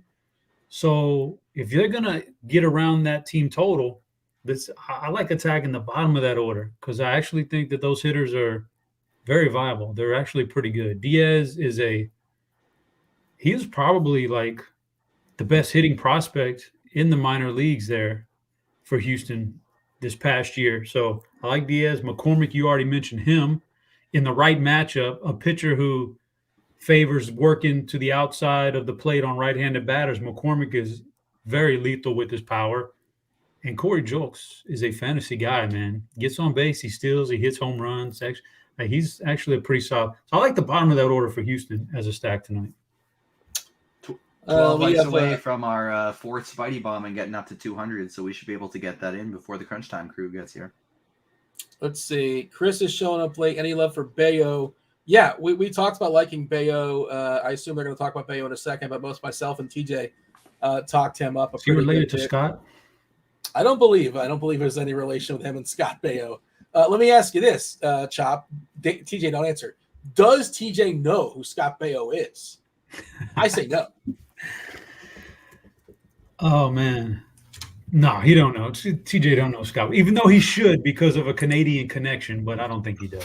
And he works in the field of like TV and Dave Potts, Cheeseisgood, Derek Carty, Grant Neiffer. Does TJ, who's give or take 22, 23, know who Scott Baio is? He's got to.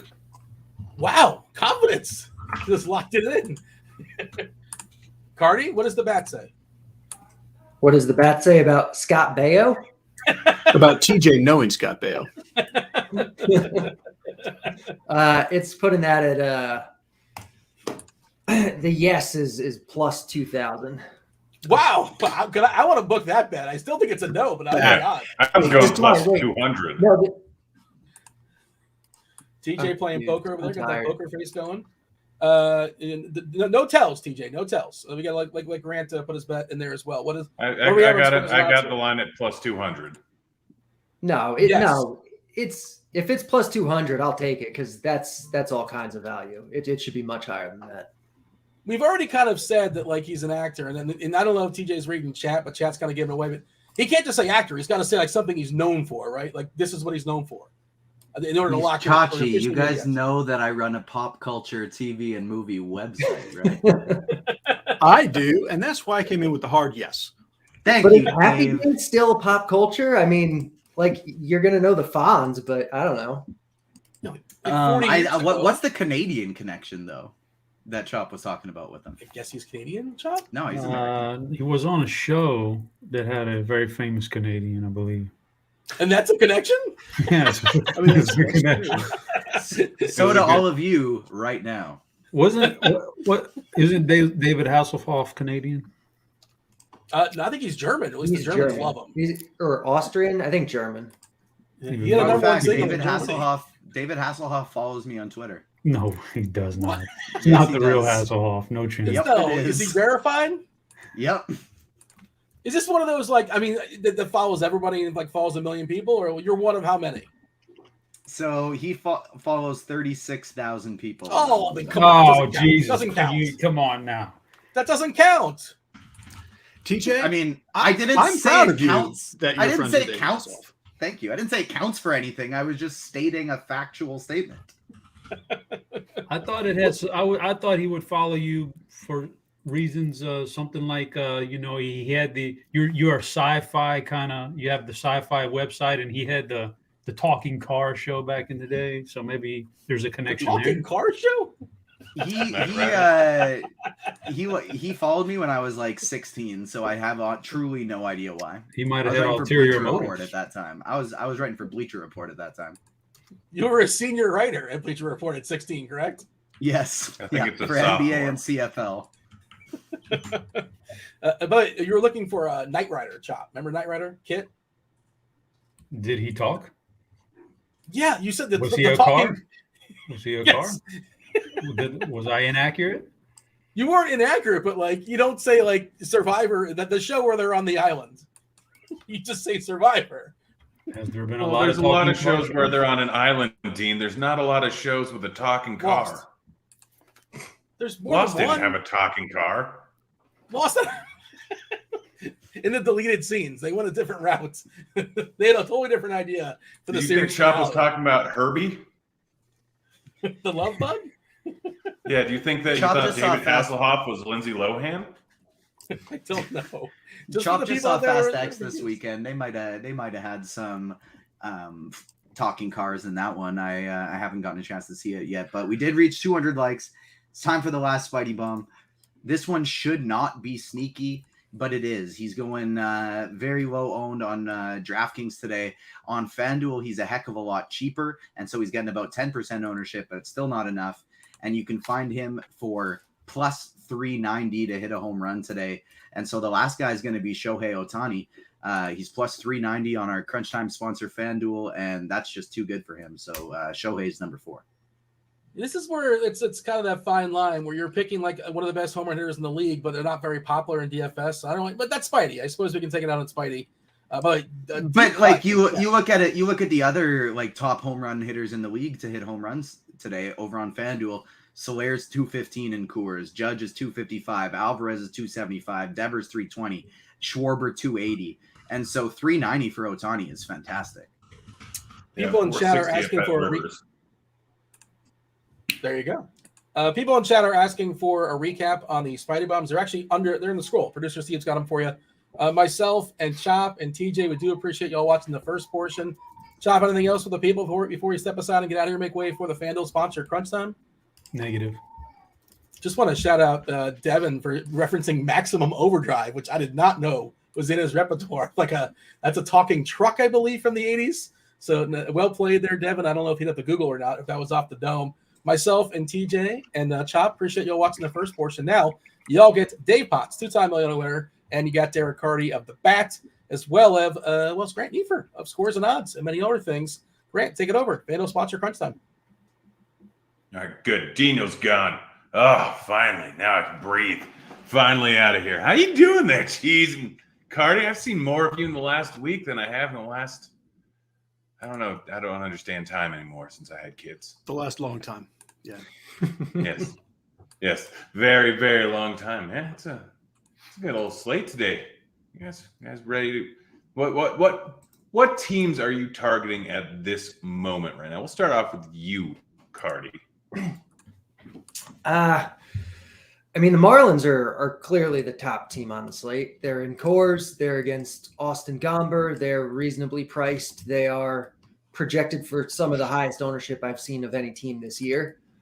In cash, you're going to load up on them. In GPPs, at that ownership, they're great, but you definitely don't have to play them. The teams kind of in the tier below them, for me, for the Bat, are the Astros, the Rockies, the Mariners, and then probably another 4 or 5 teams that I think are pretty solid. But I mean, really, it kind of seems like tonight, anything other than the Marlins is going to get you different. Yeah. I mean, when you're getting 25% ownership on half the guys or 20%, yeah, not going to be too much different. Cheese, outside of Coors, obviously, what's your favorite target on the slate? Yeah, so I feel similarly that if you're not playing the Marlins, I wouldn't really worry that much about ownership. And it's the same couple for me, like the Astros and the Mariners are teams that if we didn't have the Marlins, they would be pretty mega chalky, but they won't be mega chalky. So to me, that's, don't get too cute and play the next best teams. That's them. All right. Well, let's just dive right on in with pitcher. We'll start off with you, Cheese. Are you paying up for Strider and Cole?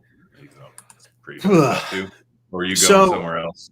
Yeah. So kind of related to the hitting side, the pitching is so, I would say, correctly priced for the most part, in that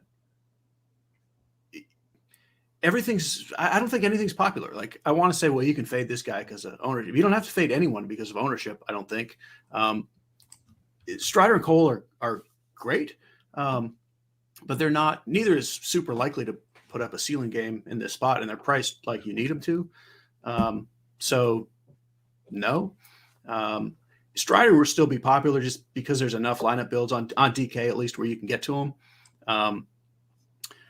But I'm really just as happy with the next clump of guys.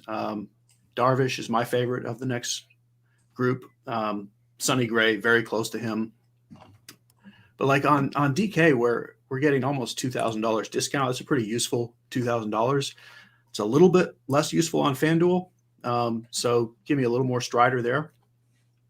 But I like the cheaper stuff too. I like Eduardo Rodriguez and Alex Cobb. That's on DK specific. Those guys are priced kind of to a silly point on FanDuel. And on FanDuel, you just don't need the salary to go all the way down to something like Marco Gonzalez. So to me, I'm not really going cheap on FanDuel because it's just not necessary. If you really want to just play every 4K bat, you're allowed to try it and play Marco Gonzalez and just hope all the balls land in a glove somewhere. But I'd much rather go cheap on DK. I prefer Bayo over Gonzalez, but they're both totally fine. Super interesting. I don't know, super interesting is way oversaid. You could play a 4K pitcher today with Mike Mayers and think that, he can get you 10 points for $4,000.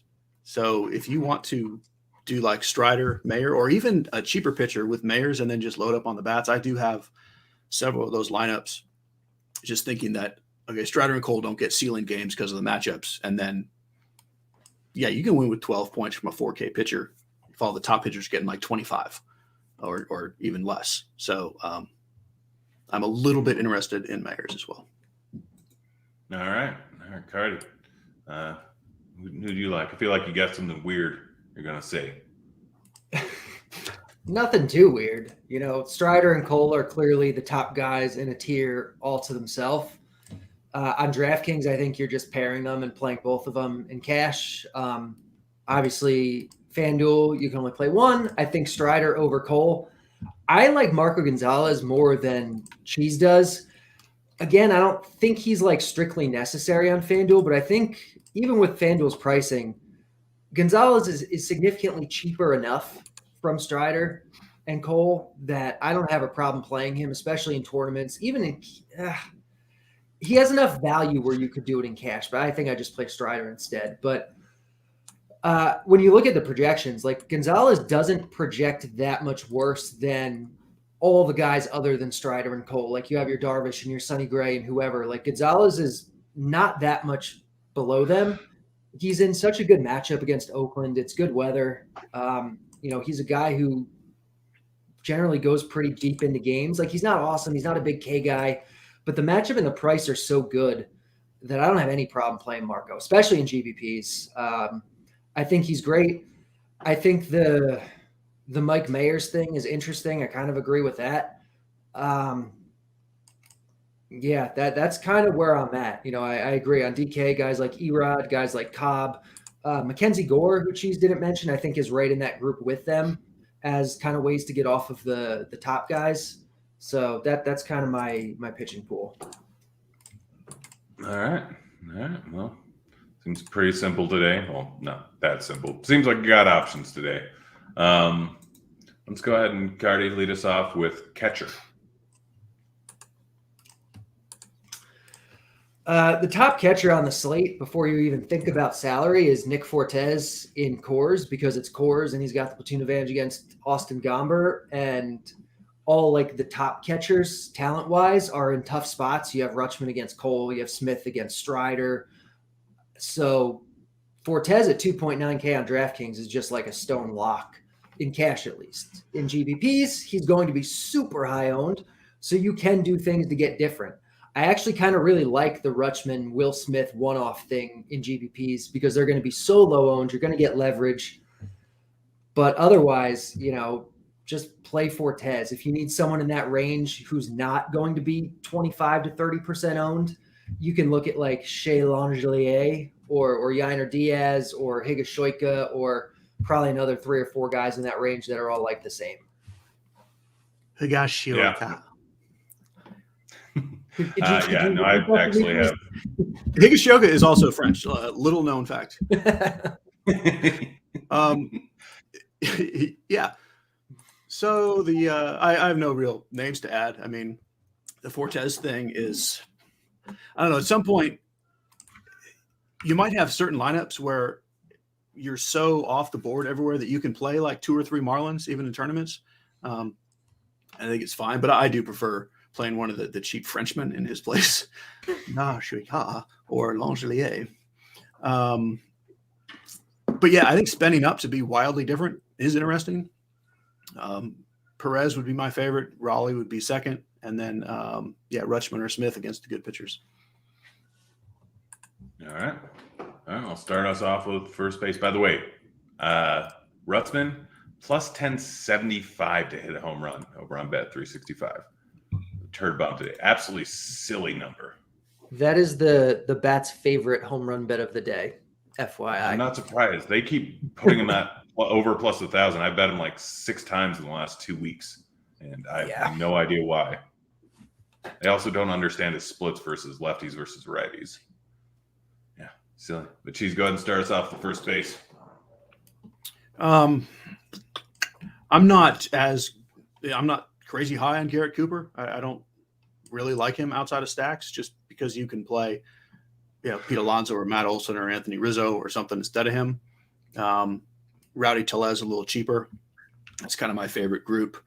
On FanDuel, you don't really need to go below those guys. And I do like Cooper a little more on FanDuel, where he's 32. But I do like Rizzo and Gallo, just kind of in that same price range, to be a little different.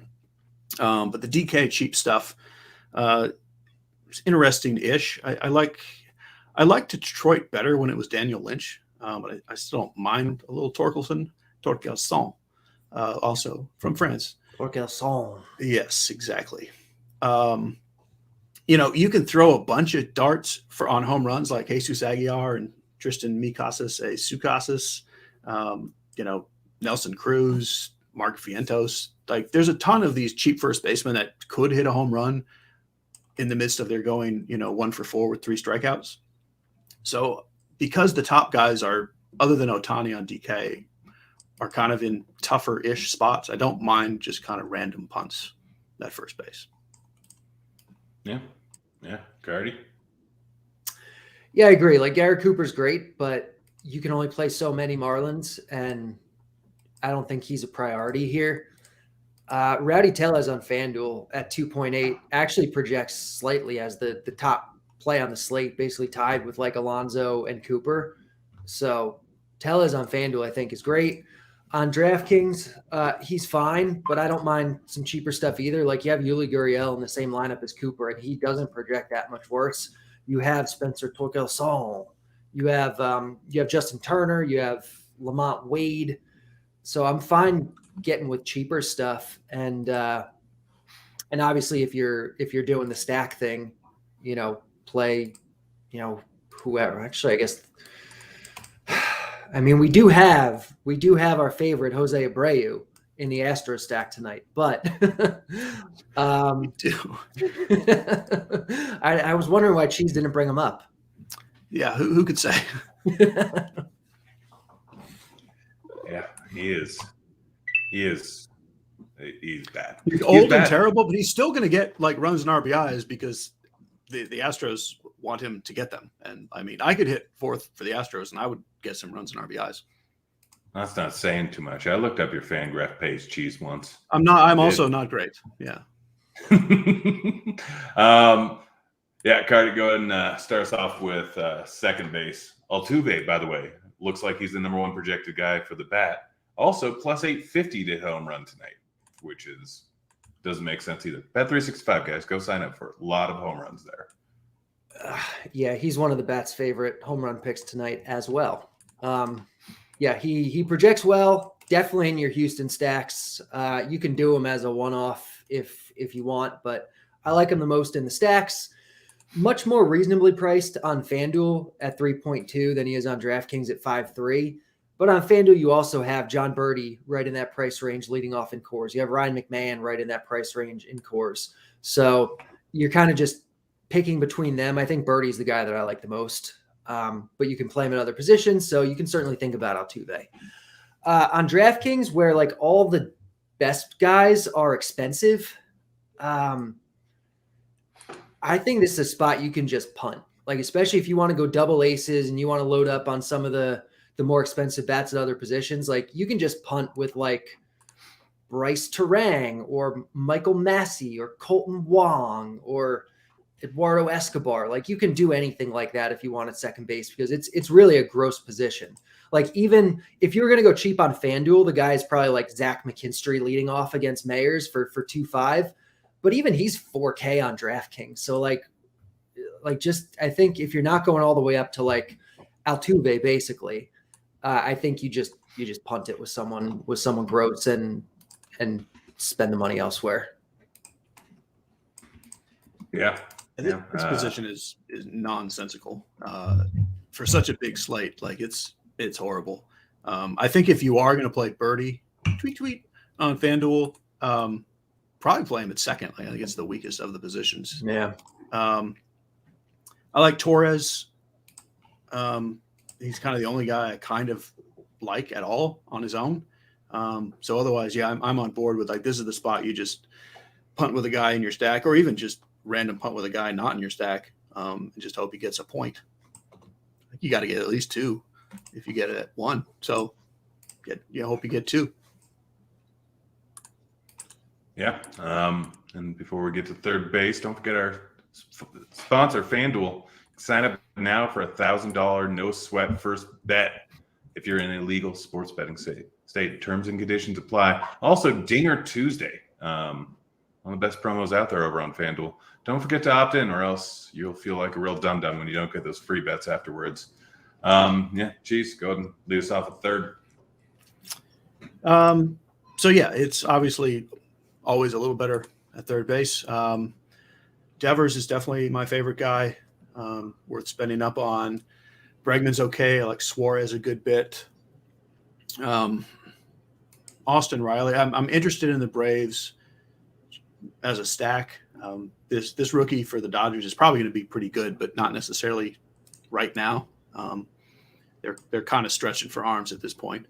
I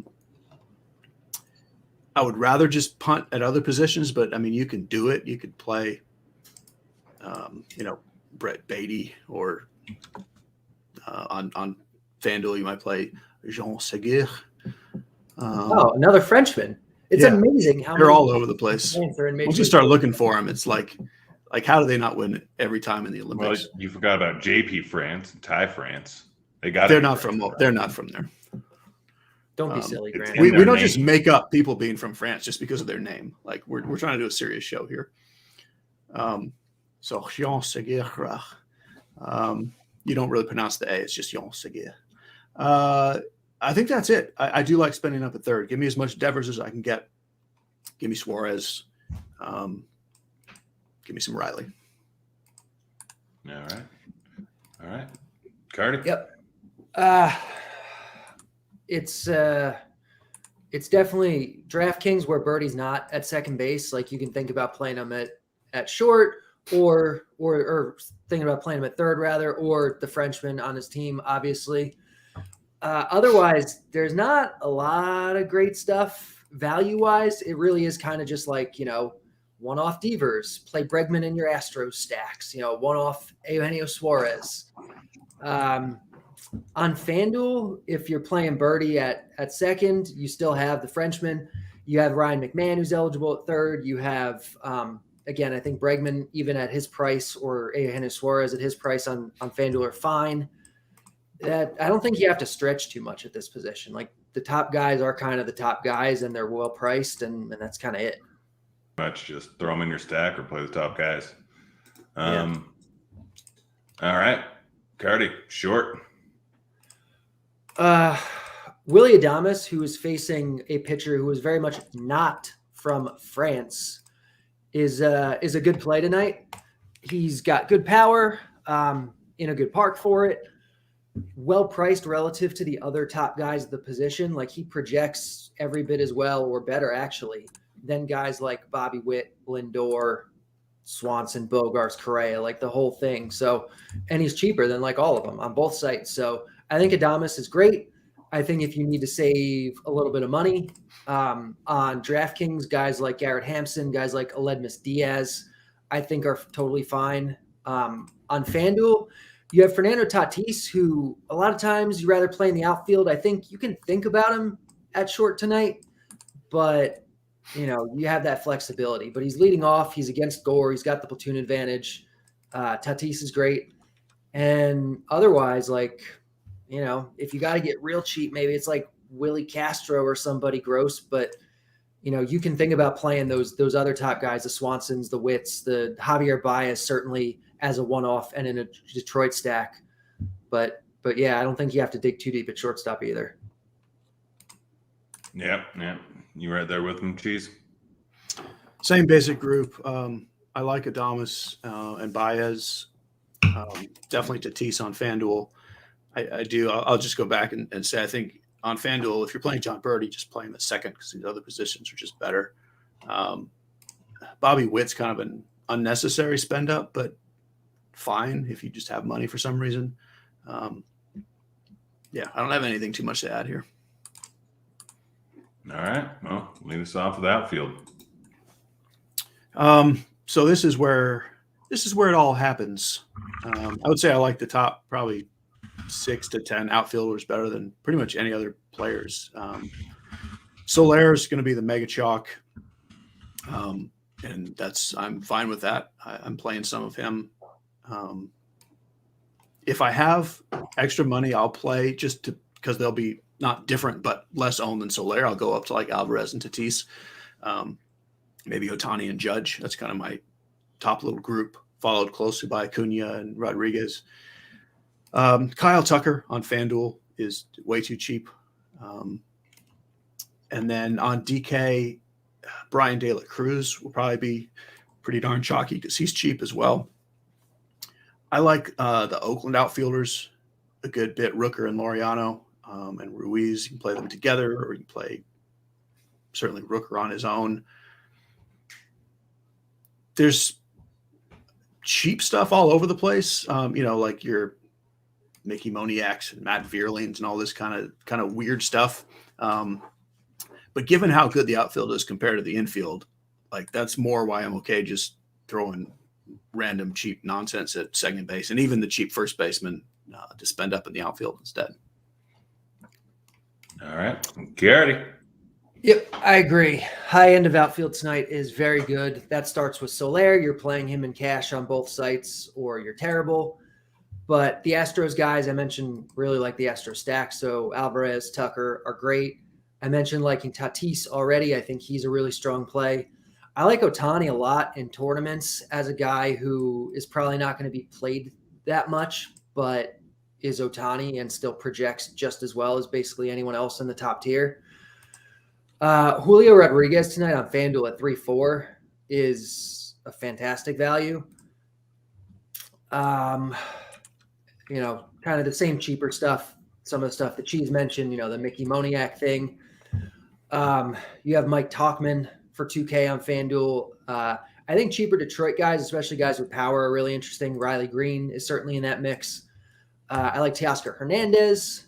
On DraftKings, I like those cheaper Oakland bats, especially Laureano. Matt Vierling for Detroit is a really good value play on DraftKings. Akil Baddoo, that's kind of the stuff I like. The cheaper Detroit, the cheaper Oakland, the expensive Miami, Houston, and good guys as one-offs like Ohtani. All right. Guys, don't forget to throw in those questions into chat. We'll get to them here in a Tommy Pham is a cheap guy too on DraftKings for sure. Okay. All right. Yeah. I don't see any questions yet. I don't know what to do with my hands what do I do in this scenario? So we talked about it a little bit before the show.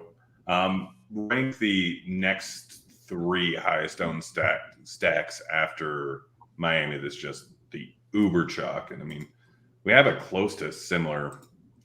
Implied total in Houston, Seattle, and Atlanta. Like, rank those 3 stacks on which one's probably your favorite. We'll start with you, Carty. For me, it's Houston and Seattle for sure, and Atlanta a good step behind them. All right. Cheese? Yeah, same for me. I mean, Seattle and Houston to me are the best stacks on the night, given the ownership gap from Miami. Everything after that is pretty close. Like Atlanta's in there, Boston's in there, San Diego, the Yankees, and then I like Oakland as a cheap stack.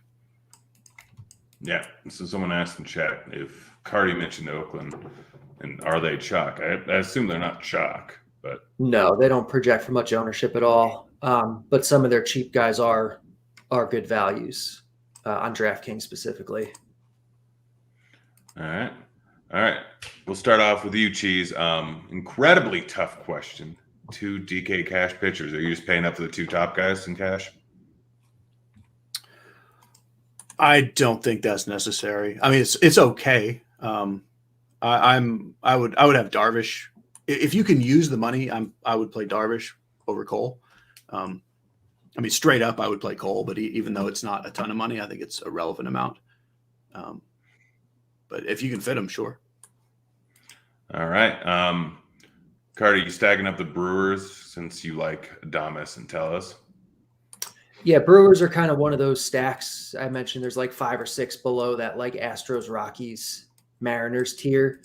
The Brewers are in that mix. It's like the Brewers, the Red Sox, the Cubs, the Tigers, the Mets. So you can definitely stack the Brewers if you want. And they're All right. very well placed. Cheese, or no, I guess it's Carty. Are my best ball shares of Taylor Ward toast? What does the math say about his slow start? I mean, the bat was a big believer in Taylor Ward coming into this year. It has cooled on him a little bit. Let me see where it's actually at right now.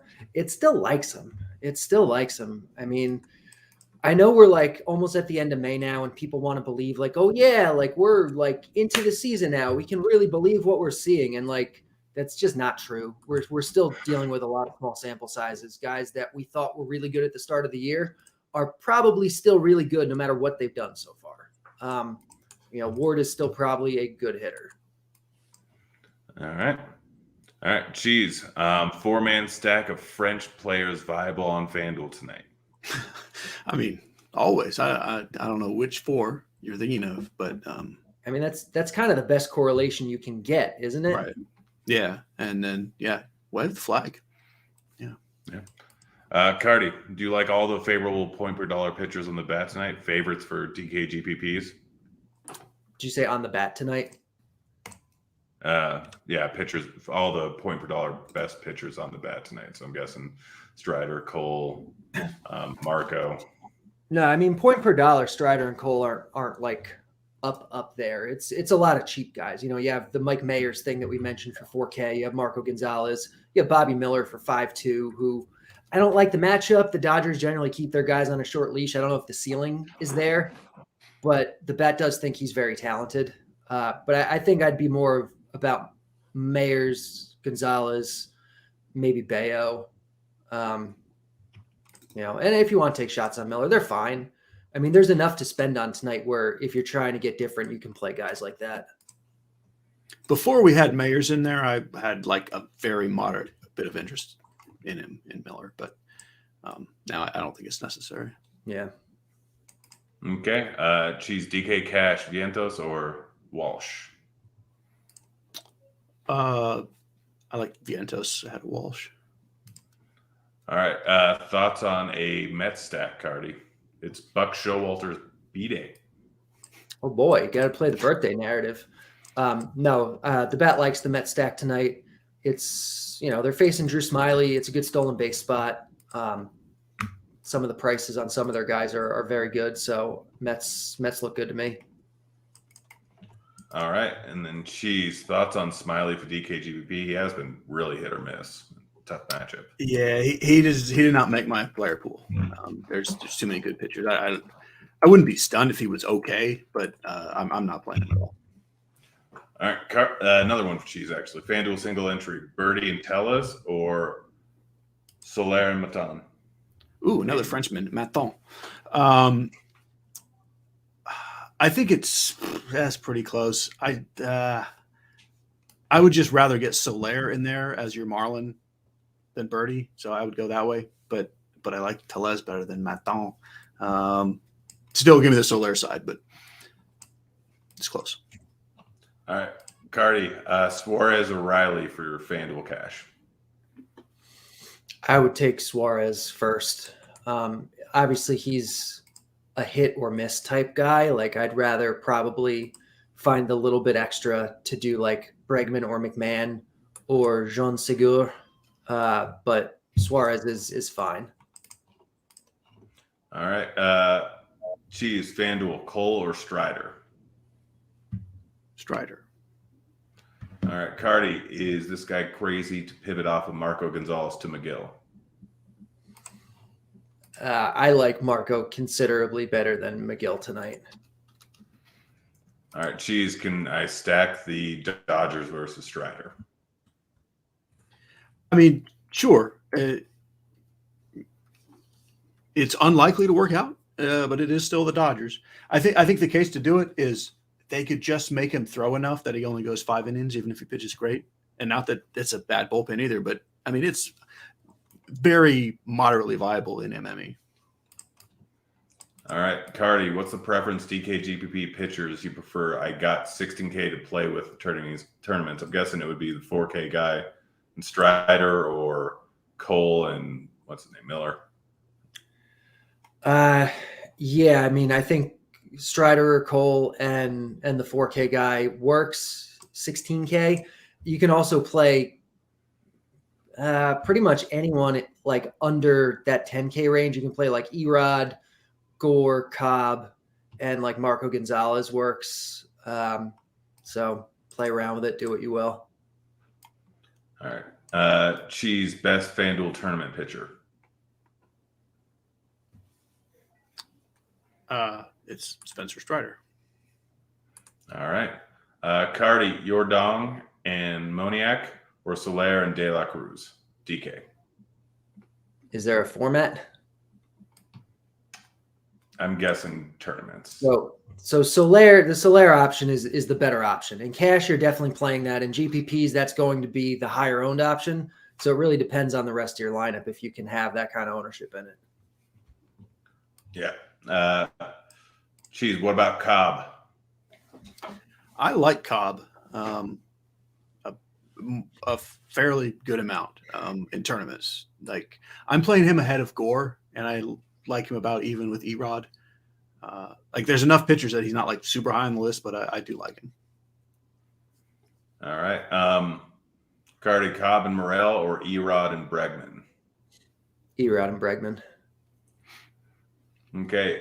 Cheese, any interest in Perez for tournaments? On who?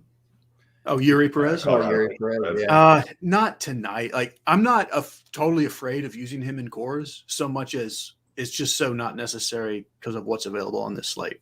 So he didn't make my pool. All right. Carty, Suarez or Riley, FanDuel cash? I prefer Suarez, but again, I think if you can get to Bregman or down to the Frenchman, I prefer that. But you know, it's really just because he's like a home run or bust guy. But for the price, this projection, like he's good. All right. Cheese, thoughts on Cole as a FanDuel cash pivot off of the stash? In cash? I mean, I don't hate it, but no, I mean, I would just play Strider. All right. Carty, Bregman or Lindor, FanDuel cash? I mean, they're different positions. So you're playing one in the util. Like, I think your util, you got to fill up with something better than either of them. But I like Bregman more than Lindor. All right. Cheese, favorite French play of the day? Langelier. All right. Carty, FanDuel GPP, Bella or Rodriguez? Rodriguez. Oh, FanDuel, though, he's super expensive, isn't he? Let me see. Yeah, he's like 10-6 or something. Yeah, that's ridiculous. Bayo's 8.5. I probably prefer Bayo given the pricing. All right. And then someone wants to address Solano batting second, Skip in twin stack. I'm assuming he's a pinch hit risk. Yeah, he's a huge pinch hit risk. He's also not a very good hitter. But, you know, it's not like twin stacks are high on my radar tonight anyway. Yeah. Cheese, favorite DraftKings cash first baseman? I have to look at that. Like if you're spending up, honestly, I would play Alonso. Although, I mean, yeah, I would play Alonso. But Tellez is probably the more logical cash play at 4,100. All right. Carty, for FanDuel single entry, what pitchers did you mention got to the show late? I'm guessing it was Cole, Strider. Was Marco just DraftKings? No, I mean, Marco's like the cheapest of all of the viable guys on FanDuel tonight. So I'm fine with some Marco and GPPs. But yeah, Strider's the best. Cole's right behind him. And then you got a bunch of guys that are all kind of overpriced. So I really like Marco on FanDuel. All right. Cheese, who are your two SPs being? Who would your two SPs be in cash if you faded both Strider and Cole, which is probably not a good idea? Then it would be Darvish and probably Erod. All right. FanDuel tournament, Carty. Devers and Birdie, or no? There we have it. Oh, Maton and Acuna. Who in Acuna? Maton, the other Frenchman. I did not realize Maton was another Frenchman. I'll take Birdie. Wait, what was the Birdie and Devers, or Maton and Acuna? Birdie Devers for me. All right. Cheese, Cobb and Morel, or Erod and Bregman? Erod and Bregman. Someone's asking if Justin Turner is really coming in at nearly double the ownership of Tellez or Cooper on FanDuel. Seems like that would be flipped. Yeah, it doesn't seem right. I think it's flipped. Yeah. Cardi, need a cheap play other than Moniak for all my Strider lineups on FanDuel. Escobar, Julian, question mark? I mean, we're talking like super cheap guys here. Jared Walsh. Does he qualify? I'm guessing so, yeah. Yeah. He's 21. Strider or Cole for FanDuel cash. The answer is Strider from both of you guys. Cheese, and why Laureano Love? He's been horrible all year. Did you guys not hear what I just said like 5 minutes ago? And well, he's only played 34 games. Like he hasn't even played this year. And he's homered twice in the last week, so he's hot. Oh my goodness, he's hot. Yeah, you just don't pay attention to single year stats. Like they're not that important. Tell that to Chris Davis.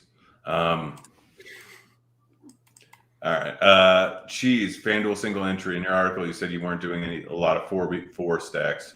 Are you okay with getting in your stack and playing 4 different one-offs with the bat like Soler, Judge, Adames?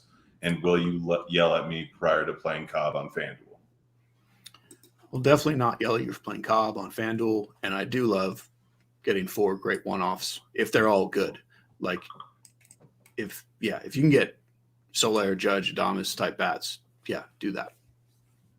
All right. Best cash outfielder under 6K. DK for cash. Cardi. And he already has Soler. Yeah, it's definitely Soler. Oh, he already has Soler. Already has Soler. Then under 6K would be Kyle Tucker. All right. Cheese, thoughts on Forte? Do we mean Fortes, the catcher? Probably. If we do, I mean, he's the very obvious best catcher on DK. He's going to be super chalky. So depends what you're trying to do with that, with the rest of your lineup. All right. I'll leave this one up to Cardi because I know Cheese's answer. FanDuel, Tucker and Abreu, or Yelich and Tellez? Tucker and Abreu. Cheese, scale of 1 to 10, how much do you trust Darvish tonight in cash? 8. All right. Cardi, DK cash last outfielder, Verling or Rosario? Bierling.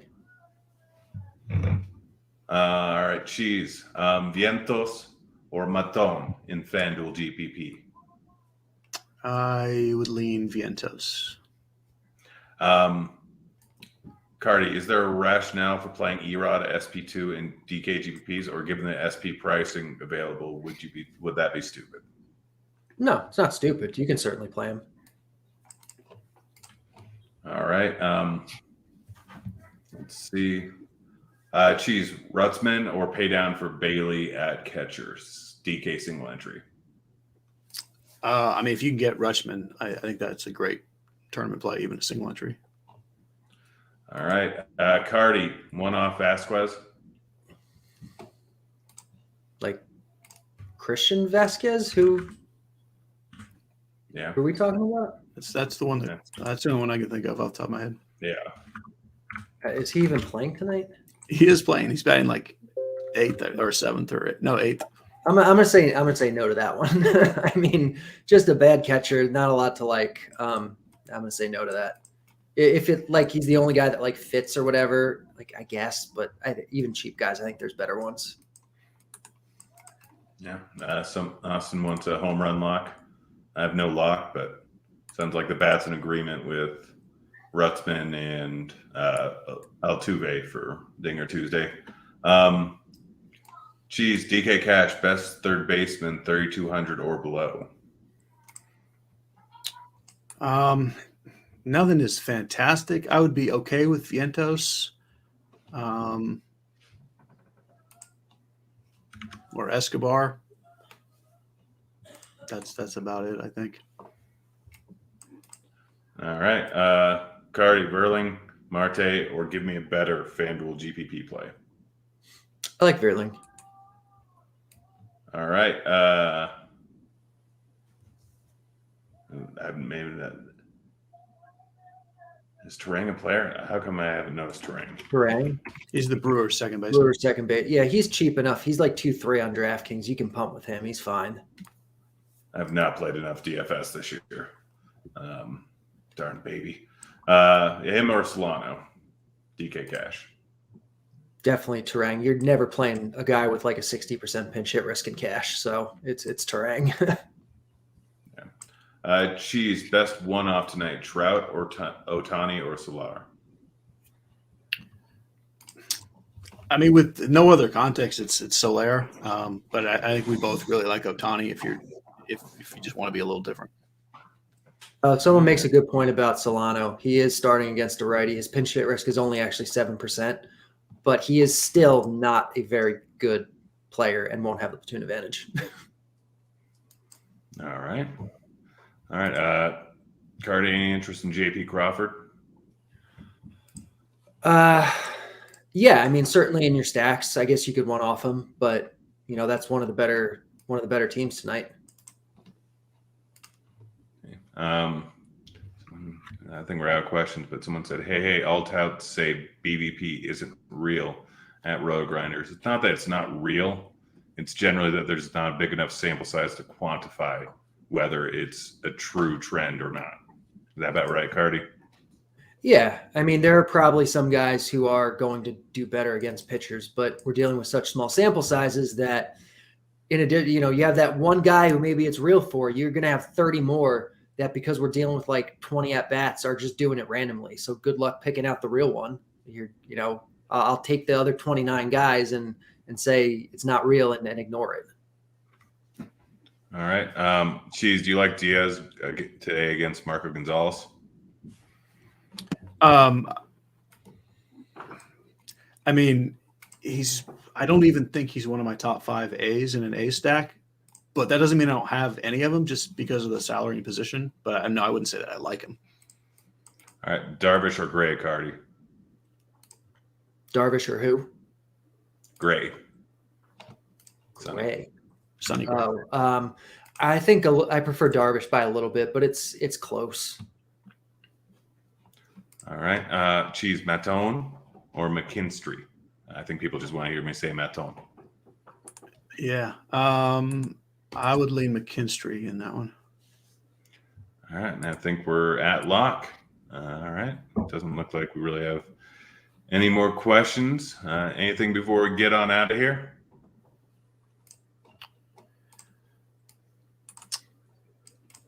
No, I'm just glad I made it. I don't know. Did you guys notice there's this weird little spot on my head? Like I was trying to fix my internet because it was out and I needed to go plug in a thing. And I rammed super hard into the side of my desk today.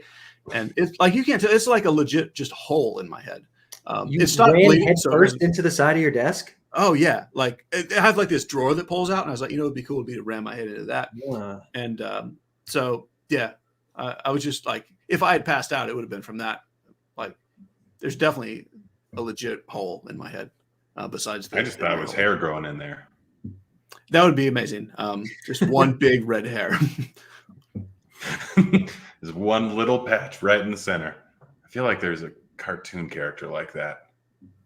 I don't know. Maybe Doug? I can't remember. But all right, guys. It's been fun. I think I'll be back here Thursday or Friday. I can't remember. I don't know. I'll be back Friday, maybe Thursday. We'll see.